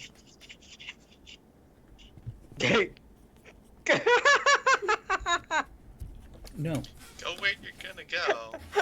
No. The cat looked at him, said "screw you," and just sat. Yeah. That's what he does. You can be here. You can't be there. The Thrycreen rush around, killing anything that fell that isn't already dead. Great. But you guys have a 40-foot wingspan purple energy dragon coming at you. How far from us is it? No, the real question is, how far from the exit are we? It is, well, it started about 1,500 feet up. Now, I might be able to Eldritch say... Bolt is like 300 feet. What's that? Eldritch Bolt is like 300 feet, right? 600. So, friggin', is Grohl going like this as it's coming down? Go. He will be once it's within range. It is triple the range. Now, it moves at a fly of 80, which is probably doubling in a dive, I would say, at least doubling. So it still has... You guys got... Let's be kind and say you have 10 rounds before it gets... Do you want mine? No, my pencil is gone. Mm-hmm. No, I'm good. Okay. So... How quickly is the jellyfish moving away? Because wasn't it still in range? No, it was 500 feet up.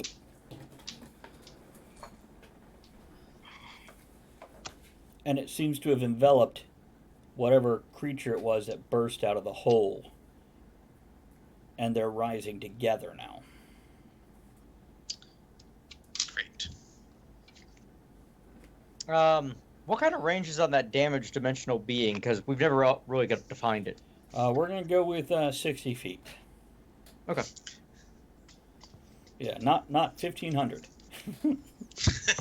No. I didn't think it was like that. I wasn't sure if it was the same kind of...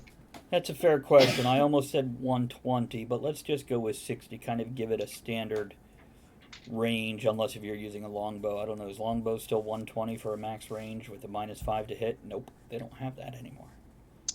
It would be disadvantaged. So, like, Right. my hand crossbow is 30, 120. So, within 30 feet is normal range, and beyond that, up to 150 feet, or 120 feet, is disadvantage. Still gonna fuck with people and make people 31 feet from you. I mean, it's a 60-foot crossbow. Hand crossbow. Okay. So you guys have 10 rounds to prepare. Anything you want to do, including get the fuck out of here. And heal up. For Okay. one. that's probably a good idea for you. Hold on. Let's start with this. So we'll get to you in a moment. Let's go in. Kavix, you're at top of the mound here.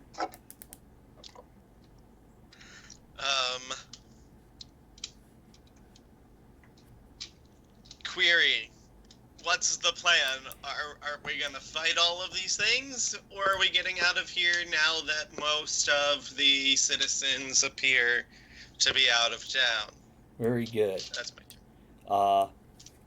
Moggets, heal yourself. Lolly, Oh, I go next. Shit. well, it's all talking at this point. Yeah, but I can't talk to them. I need to. Interpretive dance? I have to ask you something. Okay. Not for them to know. Well, You can text me. She got to pass a note to the DM. While she is doing that, keep going. Put me last. let's talk to Jaith. Jaith?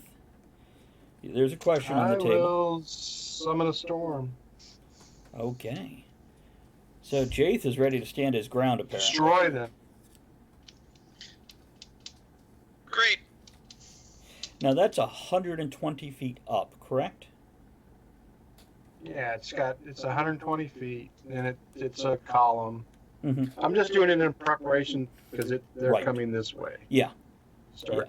But you can still have a Zap. chance to run if everybody wants to run. Is anybody answering Kavix? Maybe. I did. Too far to friggin' talk to it. Stand and fight. Will you be here next week? I mean, yeah, I don't know when. Hold on. Give me 1 second. Technical shit, people. We got one quick question here we got to answer before we go any further. No problem. I burned 3 die. Okay. To So that's so that's 4 total. correct. And were they D8s this time? Did you find your D8? Yes, I did. Sorry. What is the date of next Sunday?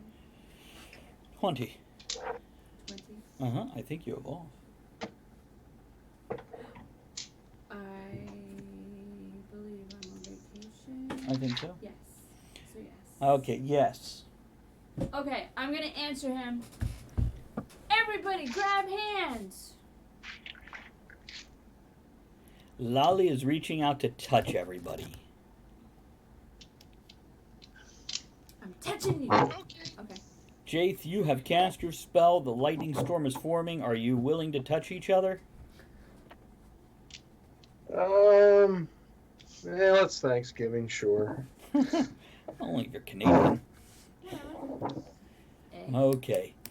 And we're going to end it here as Lolly reaches out and you see that thing you have only seen, but it happens to you. All of you get that television static burst and disappear. So this is a great place to stop it, because this actually takes us into that other storyline that I think I've spoken to both Chris and John about. So this will be an interesting thing. By the way, you don't get all the NPCs. You can have Grull. Do I still have my Mars? Yes. That's all I care about. It's So yeah, she basically triggers her device Yeah, I do. and transports all of you somewhere else. Or somewhen else. Would have been funny if she just disappeared on her own and said, "Ha ha." Everyone, hold hands. But not with me. Now sing Kumbaya, motherfuckers. But Put your That head would be fucked between up. your You knees do and leave kiss your butt behind- goodbye. you leave behind Steve and Bubba and Clyde. I was on Steve. Well, Steve does not come with you. He's too massive. It's But I tell you what, you have always Back to noticed. Steve. Well, no, she doesn't always come back in the same place. She just appears where you guys are. It's Uh-huh. hard to say where you guys will At come back different at. times. Yeah. I'm pretty sure we told everybody else to get the hell out of there. Yep. Well, if not, they'll figure it out. My Or- beacon's still there. So. It is. Your guardian is there. Your storm is there. The other guys, when they see you disappear and they have 9 rounds left, They're still there. there is a good chance they'll be like, you know what? Get the chicken. Fuck this shit. Don't fuck the chicken. No, I said get the chicken. Comma. Whatever. Yeah, let's say I put a comma in there this time. Would you Help hand your me Uncle Jack off the horse. the big notepad, the big notepad. Oh my god. There you go. Okay, so let's see here. Let's put on the glasses so I can actually see here. Hey, John, Hey. you're gonna level. Ooh. I don't want to level. You just hit level 7, so you're okay. Me? Probably not. Aaron is still level 7. Chris, you're still level 7. You are halfway to level 8, though. Who? Chris. Of course he is. It's So there we go. We'll leave it at that. Now, I want to be clear, no matter what happens next, you guys can come back here. It's okay. Let me go ahead and say goodnight to all our viewers. I appreciate it. Bye. Thank you for hanging out. To everybody that made it all the way through, happy to have you. You're fucking awesome. Bye. Okay, and we're out of here, guys. Good night.